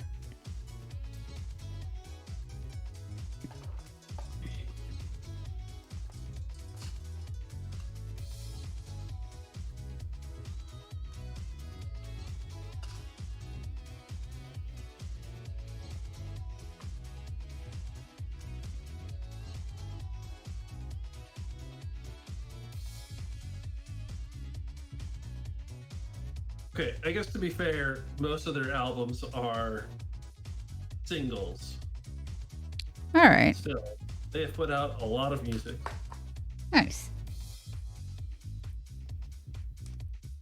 To go through some of those singles and determine if I like them enough to add them later.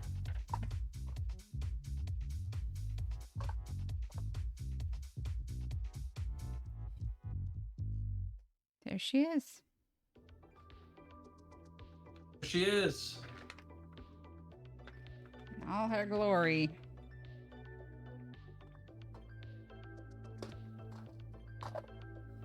It's good. She looks real good. Now it's just neck studs all the way down. Yep, now it's just fill in all the rest. So. We're about 2 hours into the build. I think I probably have. Because while this is tedious, it also is very quick. Because I'm not having to concentrate on placement. Right. Or consulting an image. So I'm definitely going to keep streaming until I finish this and do the frame. And I will understand if and when you duck out to go to your appointment. Which is coming up. Yeah, I duck out a little early. I want to brush my teeth before I go over there. Because who That wants to show tracks. up to the dentist with some broccoli still in their teeth? Yeah. Unless the goal was for you to show specifically where your food trap is in a way that they can't already tell by whenever they look really closely at your teeth. That's 3. I went, not the last time I went, but 2 times ago, they had this like fancy 3D imaging tool and software. Whoa. They had like a little device that I guess emitted some light or some kind of signal that I could read. They just kind of moved it across my teeth on all the different surfaces. Mm-hmm. I watched the software on a screen in front of me build a 3D model of my teeth. Huh. And I was fascinated. Very cool. Because the last time I had to have something like that done, when I had my front 2 teeth replaced by crowns, Mm-hmm. they had me like bite on this foam stuff that would then harden into an impression. Yes. And that was disgusting. True. The worst thing ever, especially when they accidentally dropped a bit of it down my throat and then I was coughing for 10 minutes. Yuck, yuck, yuck, yuck, yuck. Doing the whole 3D modeling thing with the magic device was a lot better than that. So My dentist has a little lighted camera wand thing, so he can like stick it in the back where only he can see and show you like the inside back surface. Like, can you see this? And I'm like, yeah, now that it's like you've got it multiplied, it's zoomed in 200%. Yeah, now I can see what you're talking about. But like, that's on the inside surface of my like back bottom tooth. Light doesn't shine there without a lot of effort. But thank you. Thank you for reminding me that that is a place that people generally don't brush as well. it's tough. It's tough Hi, Luke.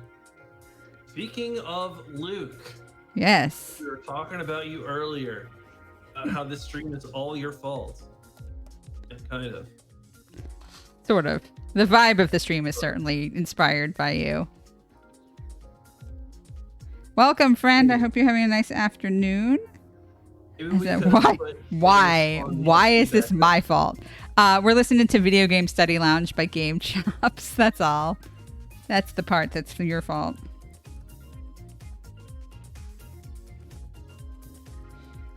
The entire stream is all your fault, Luke. So, can you kind of tell where I've put in the pips versus where it's still kind of flat? That there is like a little bit of a dimension difference? Yes. It is subtle on this camera. You're listening to this through a really garbage Bluetooth speaker. Oh. Can you even hear me? Are you with us, Luke? You give us a sign.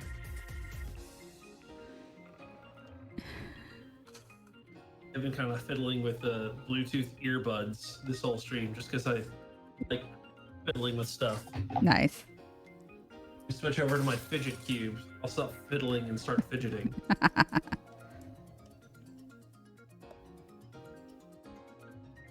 Give us a sign. I like how, so I work at a tech company Mm-hmm. with a lot of like software developers and software testers and product designers and whatnot. And still, over the past year and a half, every single one of our digital meetings opens with, okay, can you hear me? Okay, is it using the right microphone? Oh, you're not coming through the right speaker, hold on. And someone made the comparison that modern video conference meetings are kind of like a despiritualized seance. You're just saying, are you with us? Is there anyone on the other end? Can you give us a sign? We're trying to contact Mike. Is Mike with us?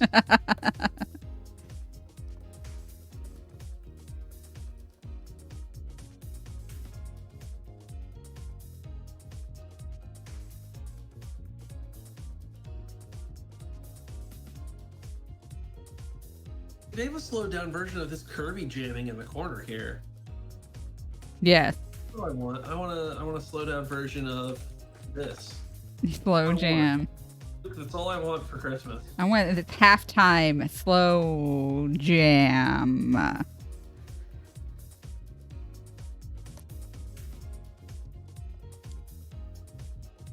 I get ditzy when I start to do this. You might say, then stop doing it. I would suggest that as an option. It certainly is an option.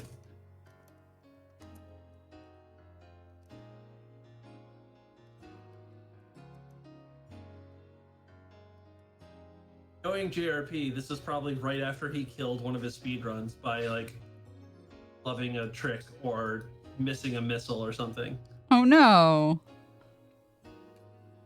And when you put out as many runs as he does, he's also gotten fast enough that almost any mistake is like, well, better reset, because now it's impossible for me to improve on my time. Yeah. So he kind of gets into these ruts sometimes. Very fun to watch. I'm sure it's not quite as fun to live. Oh, sorry, Jared.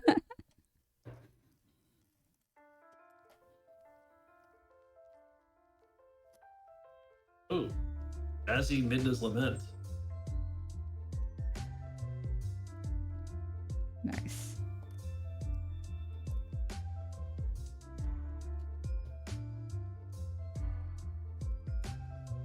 Cookie Clicker Remaster is coming to Steam on September 1st. Nice. Why?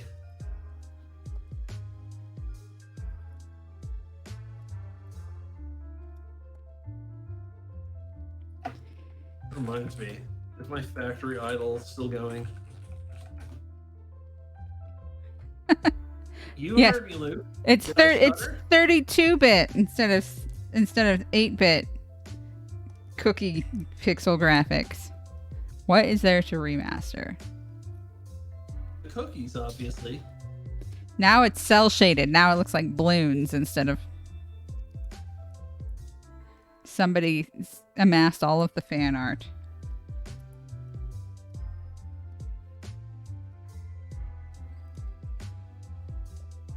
Now you can't cheat by modifying your cookie file. I'm a cookie file. I love cookies. Same. Actually made Muddy Buddies yesterday. Oh my gosh. I found an open box of Chex, and I was like, how much Chex is in here? I had to do math. I was like, okay, how much Chex am I starting with? How many, like, what proportion of the rest of the ingredients should I make to just make a batch that consumes all of this Chex and everything else I'm fine with having excess? You have someone double checks your work? Nope. I was like, and at one point I was like, I do not have enough melted chocolate and peanut butter. This is not working. I'm just going to throw it in with the powdered sugar and pray. And it turned out fine. And we made exactly enough for 2 adults to share over the course of 2 days. That's how small a bowl. I could have just had a bowl of Chex, but instead I went through the effort of making it into candy.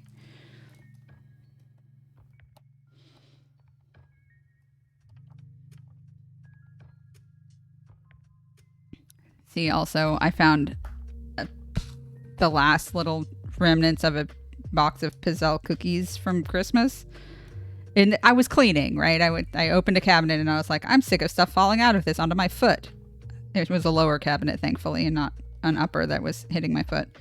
And so I got down on the floor, took everything out, put it all back in, and was like, okay, some of this stuff just needs to be consumed or tossed. So I'm going to have Pizzelle cookies for dinner, with some of them with peanut butter and some of them with chocolate and some of them with ricotta cheese, because that's the other thing that I have at my house right now is ricotta. Make like little pizza Pizzelles. Why do we have to mention pizza? No, I want pizza. You're welcome. Actually had the last bit of leftover pizza last night, and let me tell you, it wasn't actually that great. I'm probably going to make tortilla chips later. Let's be Oh. honest. I just bake them myself now. I don't bother buying them from the store because little bags of tortillas are really super cheapo. And I just bake them and then I can toss whatever I want on them. So I can make chili lime chips, which means that they're just for me. Nobody else will eat chili lime chips at my house. It's kind of nice. Gus was like, "This is great, but can you make plain ones sometime?" Like in concept, this is great, but you need to make boring chips. And I'm like, ha ha ha ha. I had made cumin cayenne chips, and he's like, I don't like this. Well, baby, it's not about you. That's my secret. Not everything is about you.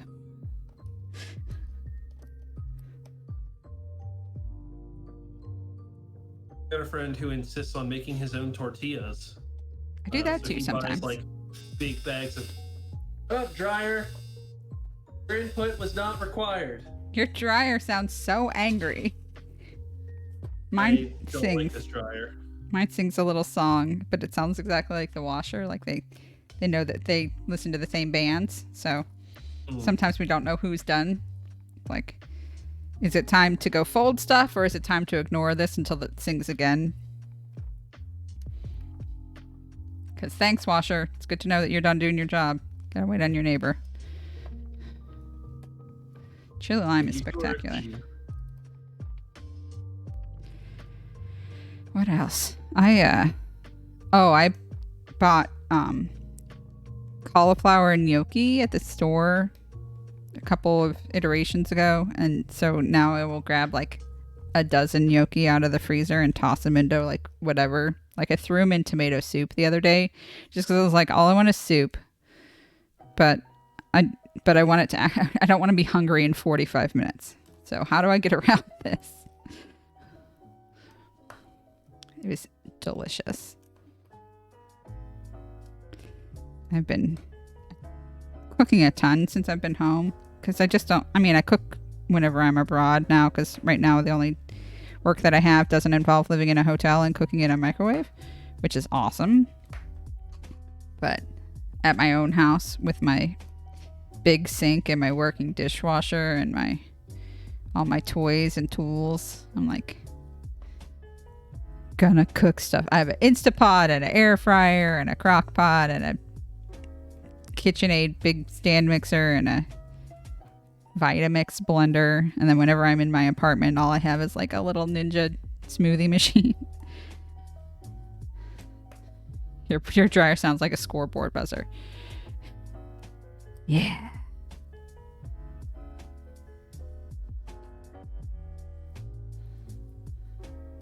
And friends you can dispose of failures to.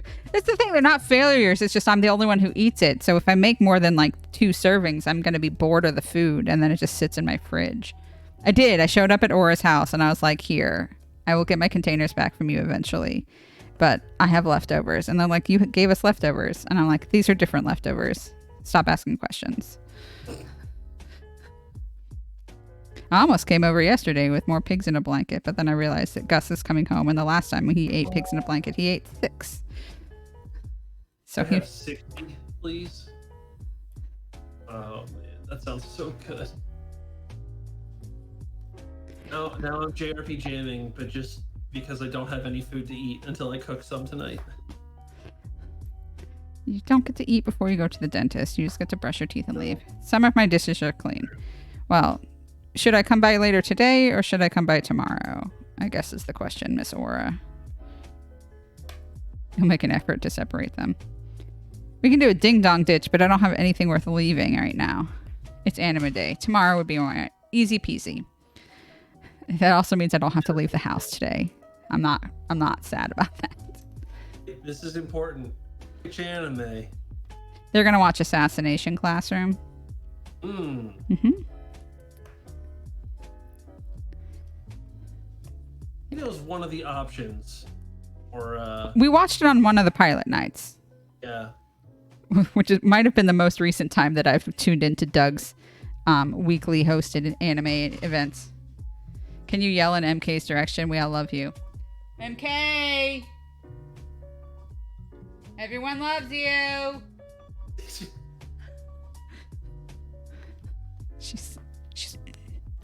She might be at the K-pop store or she might be home. She recently has joined the K-pop jam train, and she keeps apologizing for coming so late to the party.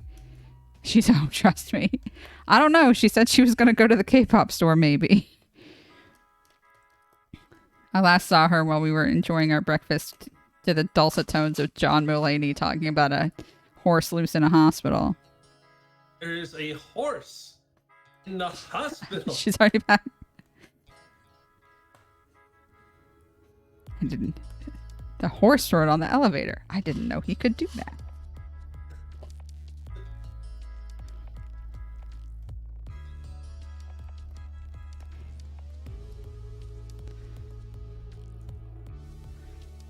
I remember that bit. Bye, Aura. I must have seen that special. It's at Radio City Music Hall, so the background's got a lot of really like gorgeous saturated orange lights, kind of in a radial pattern. It's a good one. It's on Netflix if you have Netflix. I do have Netflix, although I keep asking myself why I have Netflix, because I rarely watch things on Netflix. I have Netflix because I like to watch Forensic Files, and they have 11 billion seasons of true crime and science, and I am here for it. I mean, for an unplugged family, we have a smattering of accesses. I think we have an Apple TV, and we have Disney Plus, and we have, I think MK has Hulu, and I have Netflix, and so.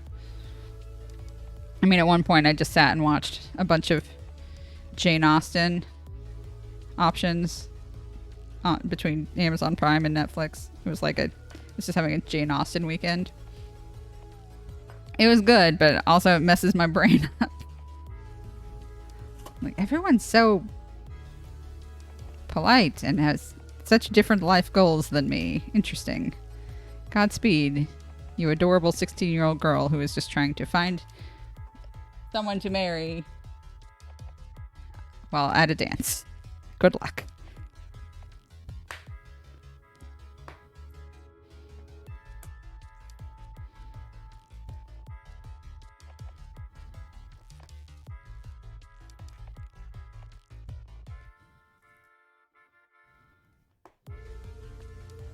Oh, I should harass Luke about watching Hitchhiker's Guide to the Galaxy again.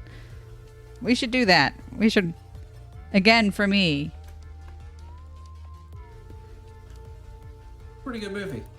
I'm talking about the TV series from 1981 as well. There's a 6-episode TV series that does that thing that sometimes people who are diehard fans want the movies to do, which is hang pacing and dwell on everything. So, it's real good. I'm a fan.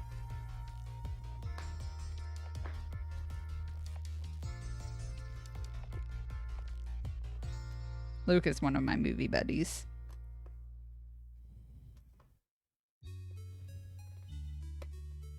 All right, it is now whatever hour 35. I think it's probably time for me to dip out here, prepare for this dental appointment. It is tooth o'clock.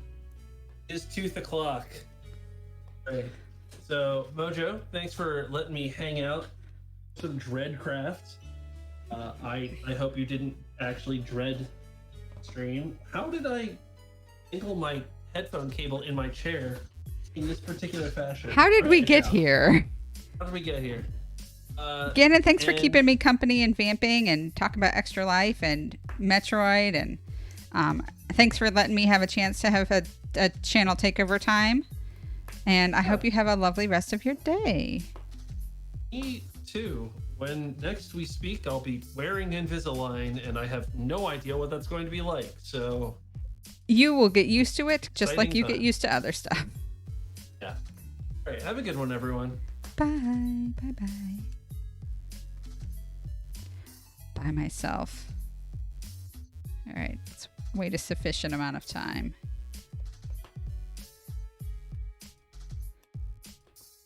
We have using only regular Lego colors and nothing that's been spray painted in preparation for this. We have produced a 15 by 15 pixel wall art quality picture of Metroid Dread. And I am just filling in the background right now. We're about halfway done with backfill. I'm gonna give her a quick flip.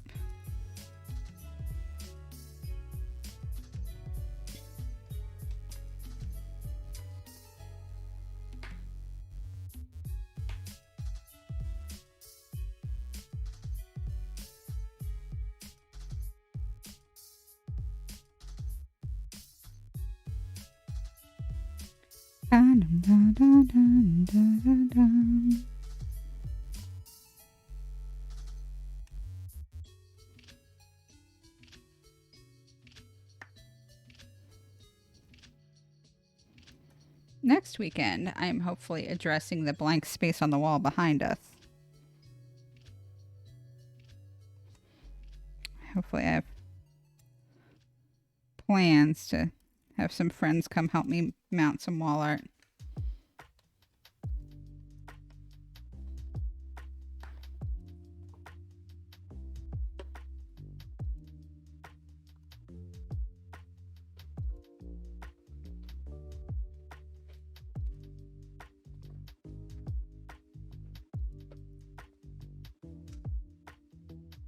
Yes.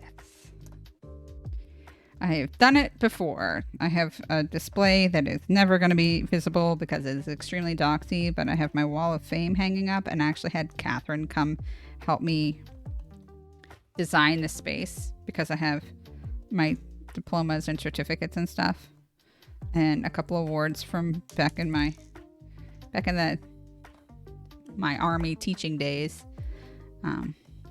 So I was like, this is the wall that I have designated for this, and we have to figure out how to fit all of these different frames on here and make it look nice. So please bring over your artistic eye, and thank you. And so we put Doug on the ladder to drill the holes, and Catherine sat in the middle of the house and laid all the pieces out and made the shape, and we made all the measurements, and we took an entire day, and it was so great. It was like the best gift of time and assistance that they gave me in getting my household set up, because I haven't had that stuff hanging up in a while. A couple houses ago it was hanging up, and occasionally the people would it would show on my stream background, and I was like, that's not okay. That has things like my real name on it, the place where I went to school, and I don't like being as findable on the internet as some people maybe are comfortable being.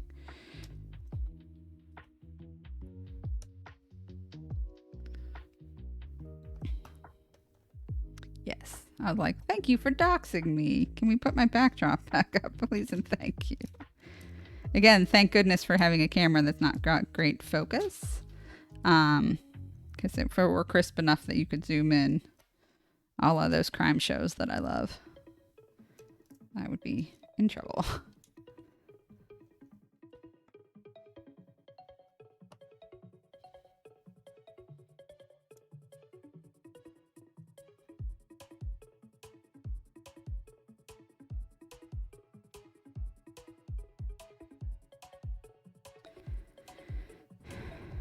So one of my favorite parts about this particular build is just because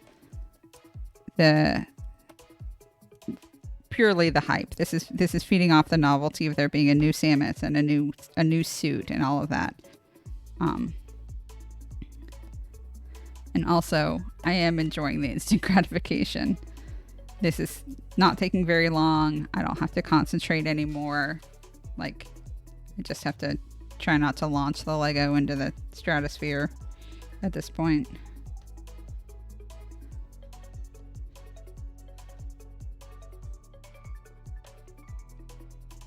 Maybe we'll display her for a bit. Or maybe we'll give her away. Wouldn't that be fun? If only I knew people who like Metroid.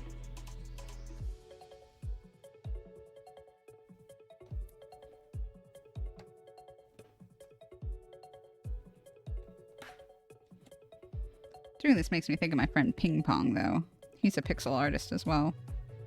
He does perler stuff sometimes. He made Doug a willow perler that's hanging up on his art wall, which also looks spectacular.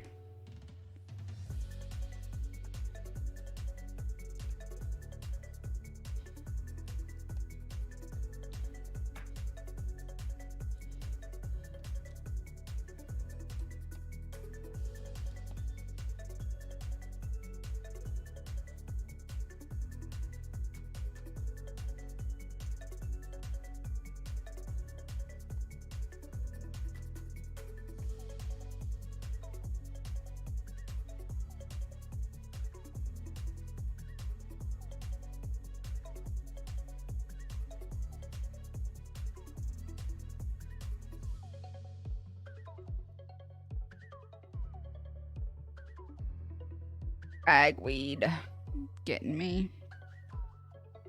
Ragweed got me like.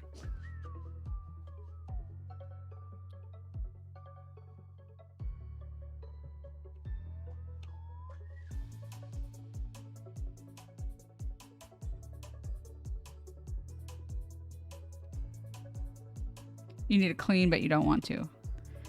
I get that. I've kind of organized my chaos into very specific stacks, but I haven't tackled any of the stacks yet.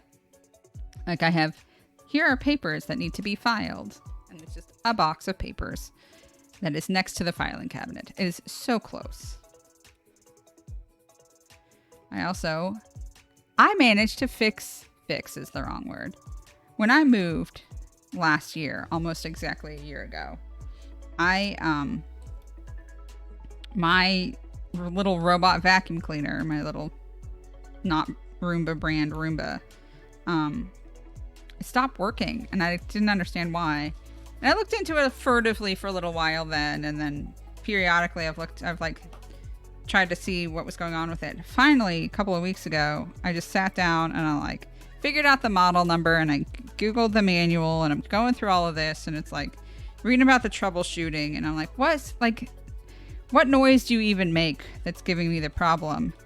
And I kept picking it up and putting it down the exact same way. And I would grab it behind the wheel on one side and then in front of the wheel on the other and then flip it over. Finally, I was like, I'm going through this manual page by page. There's an on switch on the bottom of the robot, and it is right under where my hand goes when I pick it up to flip it over. And I must have flipped it to the off position inadvertently and then not realized it. So for a year, it was just being a dusty paperweight in my living room. And now it's fine. I didn't have to replace anything. Nothing needed to be detangled. It was in perfectly good working order. There's just an on switch on the printer. And I was like so frustrated when I realized there was this easy, foolish mistake that I had made that I could have overcome if I just knew my little vacuum at all. But now we turn Dusty loose periodically. So we do vacuum even more than we used to because the robot does it for us. But you can tell when I vacuumed because I put every single chair up onto the counter or onto the table. And we have 6 dining table chairs and we have 4 bar stools. And so like everybody's legs are in the air. Like, oh, is Dusty working?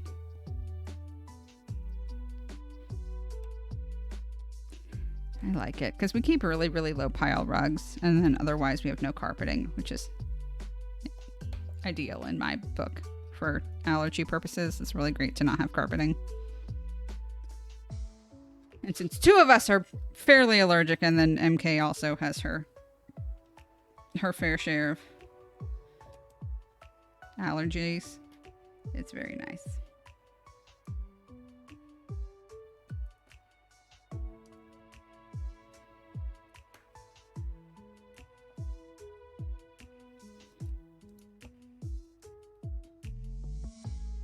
Snap down.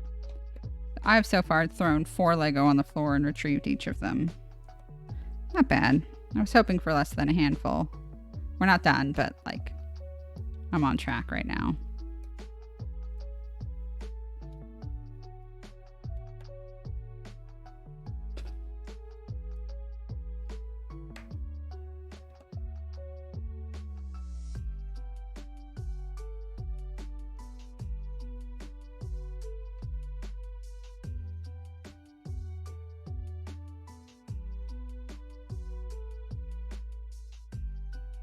There's 5.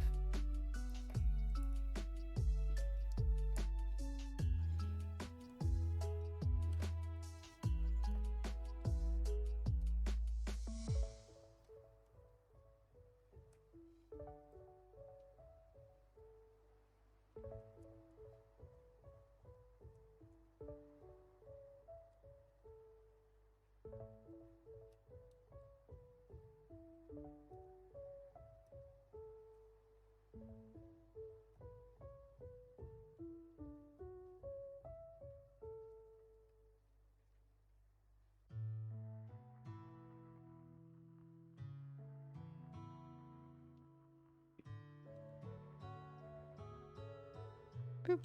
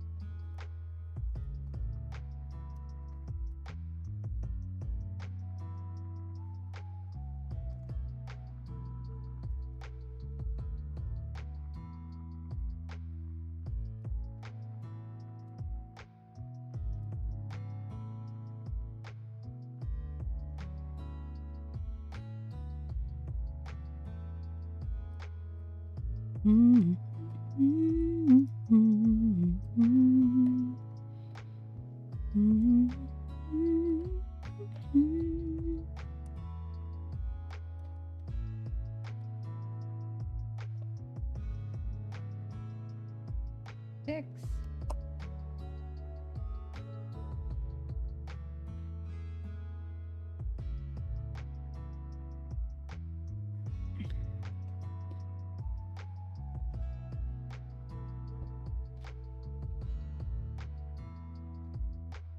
Has always been the black dots that I've dropped on the floor.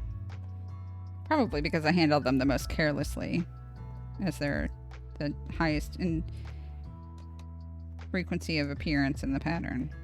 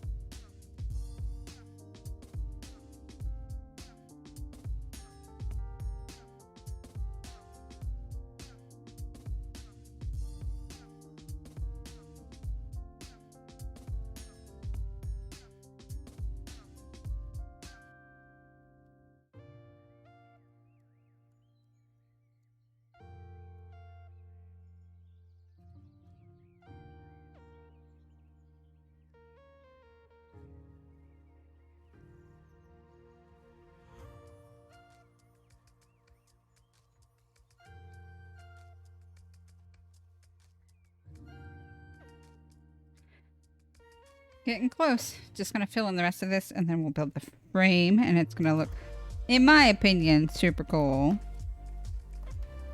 Now I've done Lego Metroid stuff in the past. I cannot show you.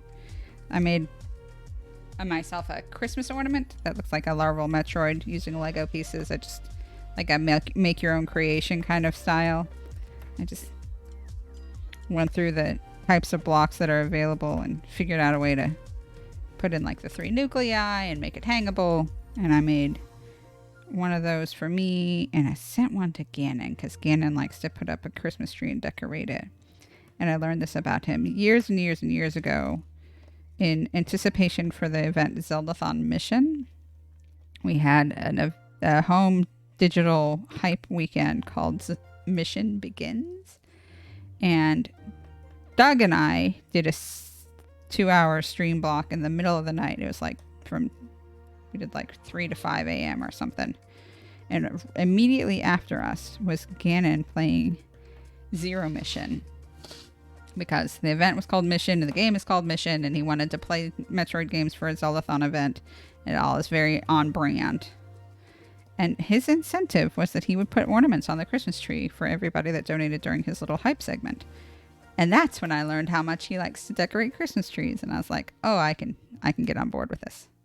And so I've made or sent him a couple of Metroid themed Christmas ornaments in the intervening years. Because that's how I roll.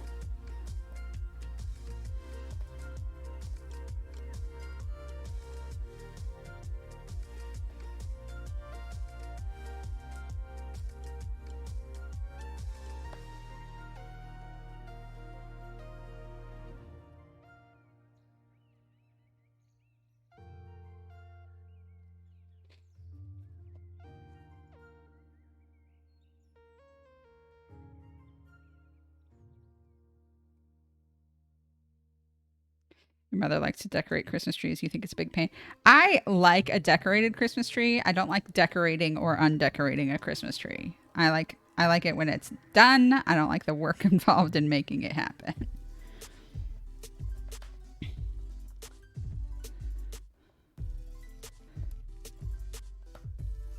Last year we decorated on like the first weekend in November because I was home from work. I was available and I was like, is it gonna bother you if I spend the entire day putting up Christmas decorations? And my roommate was like, are you kidding me? That sounds amazing.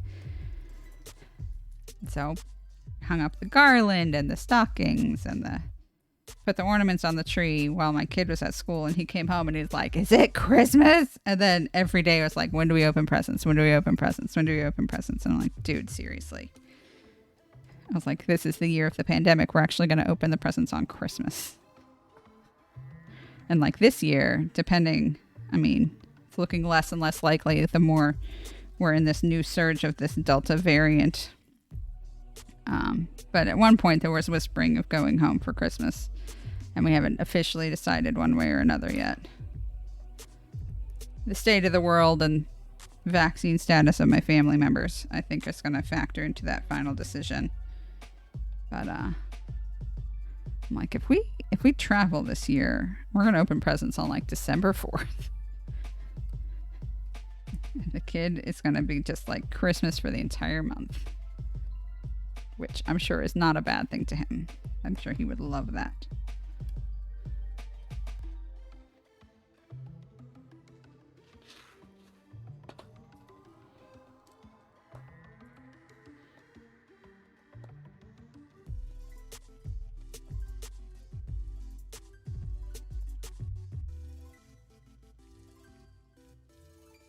Caught that one before I had a chance to skitter off into the void under the desk.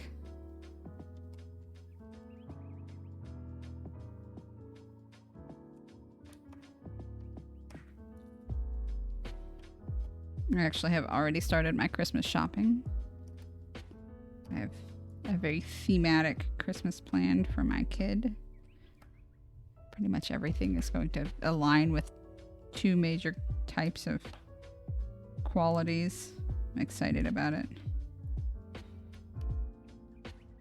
And I always ask for the same thing every year. I like it. There's a specific kind of calendar that I like that has a big folder as each of the days. You absolutely haven't thought about Christmas yet. I mean, so I've done a little bit of retail therapy for serotonin purposes this summer. And in order to feel like that is valuable use of my money and time and focus, I have decided to dedicate it to finding things that I want to give my son and my roommate for Christmas. And then I've like been able to expand that out to all of my gift giving plans are pretty settled. Like the people who I wish list shop for, I won't bug them until like Thanksgiving. But like every year my mom wants a spatula. So every year I try and give her a different kind of spatula. And we have an ornament exchange. And so I've decided what kind of ornaments I'm going to make. And I've been on that kind of front. And then just like I have a friend who is a first-time author who I want to support, and their book comes out in December, so I've pre-ordered that, and I'm going to give it as a Christmas present. I'm excited about that. I know it seems early, but technically it was July, and people make jokes about Christmas in July all the time. And it was July when I got started.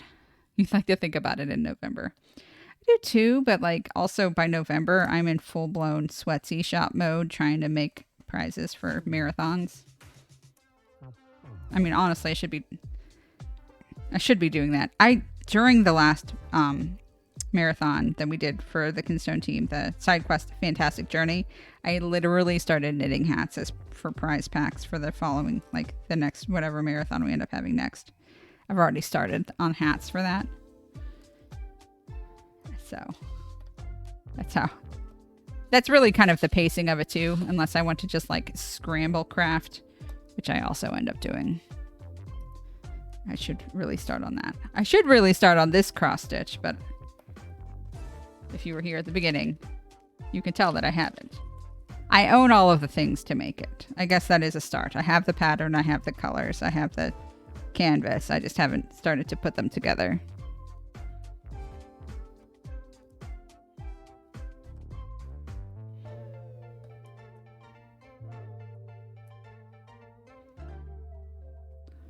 Oh, I'm going to be ready for... I had breakfast very late in order to not be hungry before or after stream. Well, until after stream.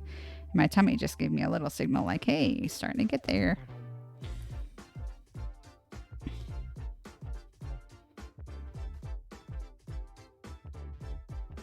We're about 3 hours into this and I'm almost done. Like, that's the beauty of doing a pixel craft that's this, like, small.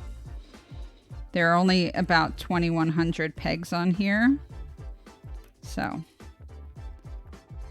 versus, as opposed to the piece of canvas the same size. There.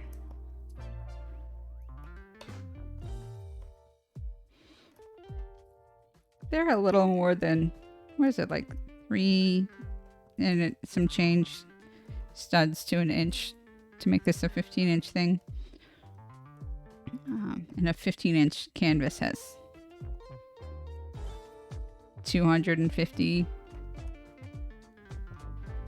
columns to it, as opposed to this has 47 columns and 47 rows. Boop.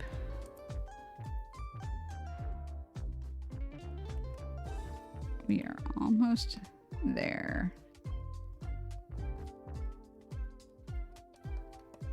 Then we'll frame her up and we'll show her off. Swap to face cam.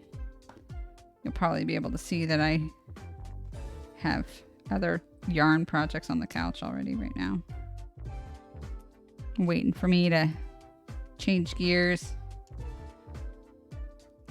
I don't know. I might knit some on stream tomorrow. I put out an all call to my friends. I was like, I'm in a slump. I want to make something, but I don't want to make anything. So Please tell me what to make. The condition is that it can only be made out of yarn I already own. So.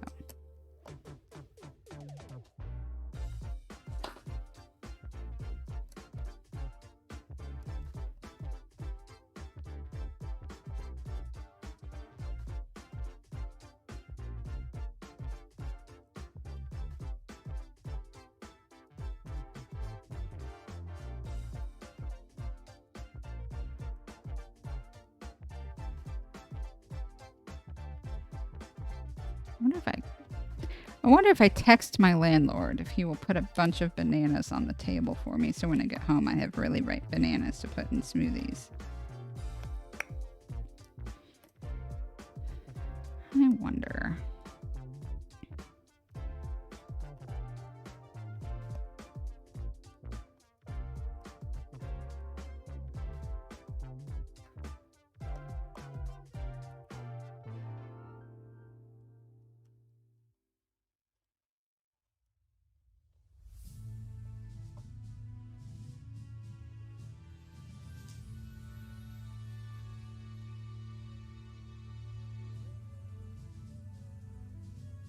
I have some extra. Some of these colors. Some of these colors I bought like exactly enough, and some of them I already had. So.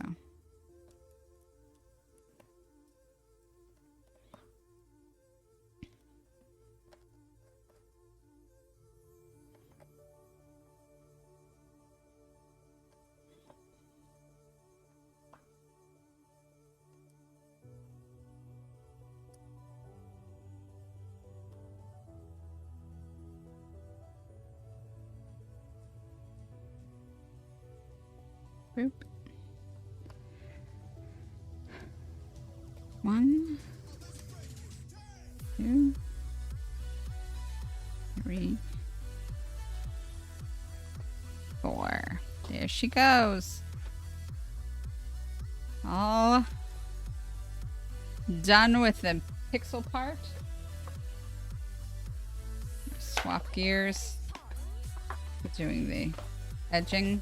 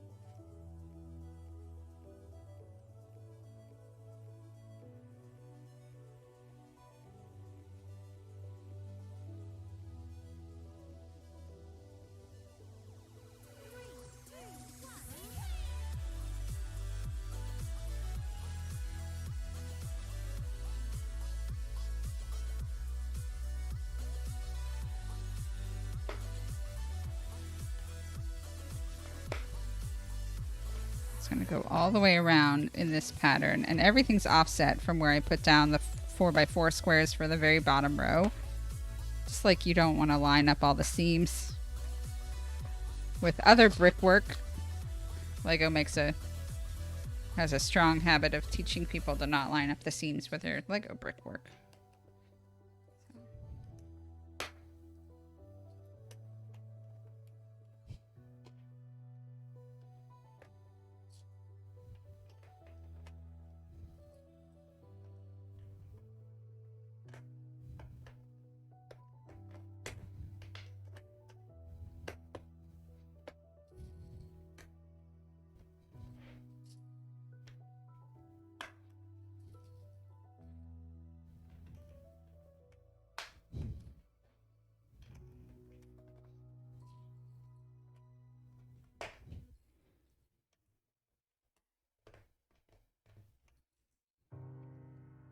Thank you again to everybody who's donated to Direct Relief. We've already made over $100 in donations since starting this initiative just earlier this week as part of A birthday party for Samus and the whole Metroid franchise.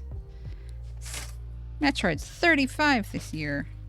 And that is kind of cool.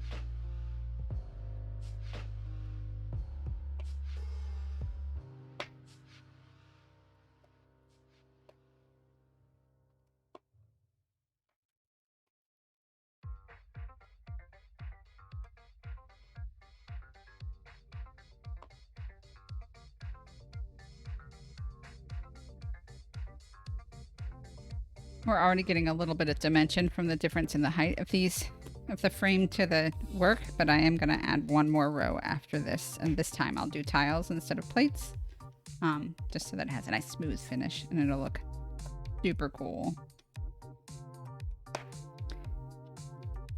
And this will be my final test of whether or not I ordered enough pieces.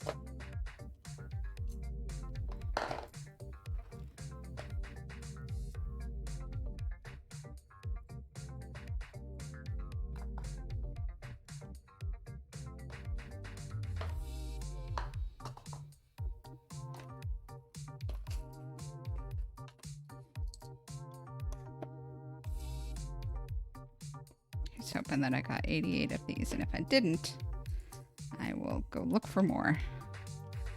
I'm helping you fold laundry. Hooray! I am honored to encourage and help you with your completion of your tasks.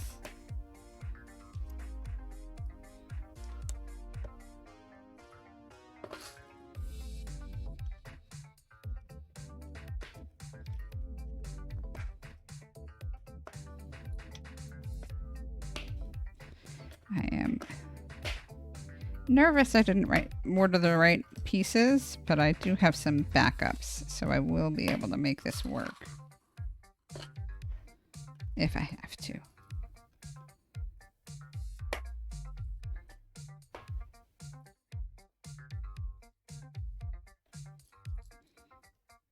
Or maybe I'm worrying myself for nothing. Let's hope it's that one. Folding laundry is part of cleaning. You're being successful in that task that you said you need to get to.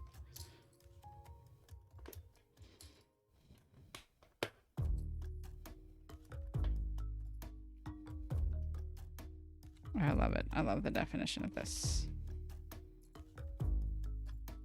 Oh yeah. I've got plenty. We got this. We're in like Flynn.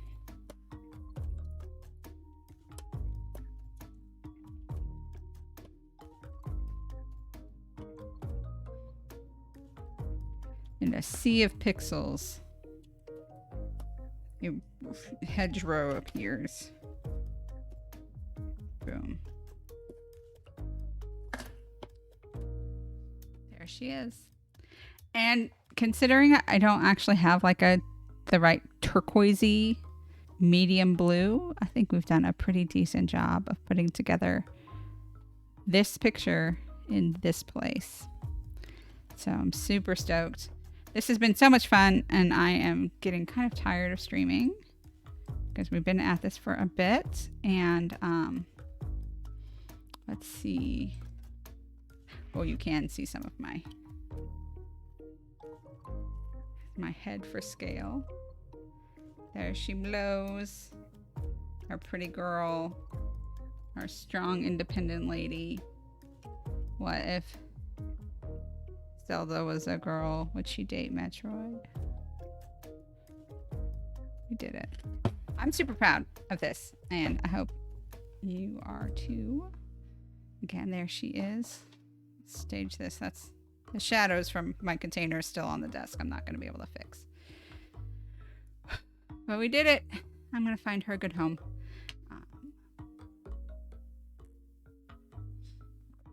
Let's send a screenshot of this.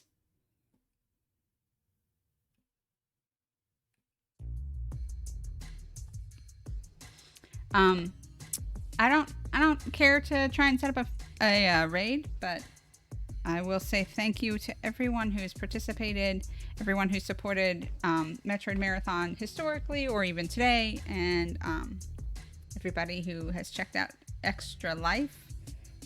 We will be streaming here again on Tuesday evening. Join Doug or Not will be here hosting the Metroid Marathon Tuesday evening stream, and I believe he's playing Metroid 2. One of my favorite titles in the franchise. I'm probably going to ask to be on his virtual couch. So you'll probably see my space bubble with me and a Zelda cosplay in my name from the Discord. Hopefully there during his bit. Check it out. Check out our Twitter, which is Metroid_Marathon. Or please make sure if you haven't done it yet, hit that follow button. And we will see you next mission. Thank you again, and thank you again to Gannon for coming up with the idea of these streams, and also for being on my virtual couch for much of the day today. Thank you everyone who's been here to share in the fun, and I hope everyone has a spectacular rest of your Sunday, and see you next mission.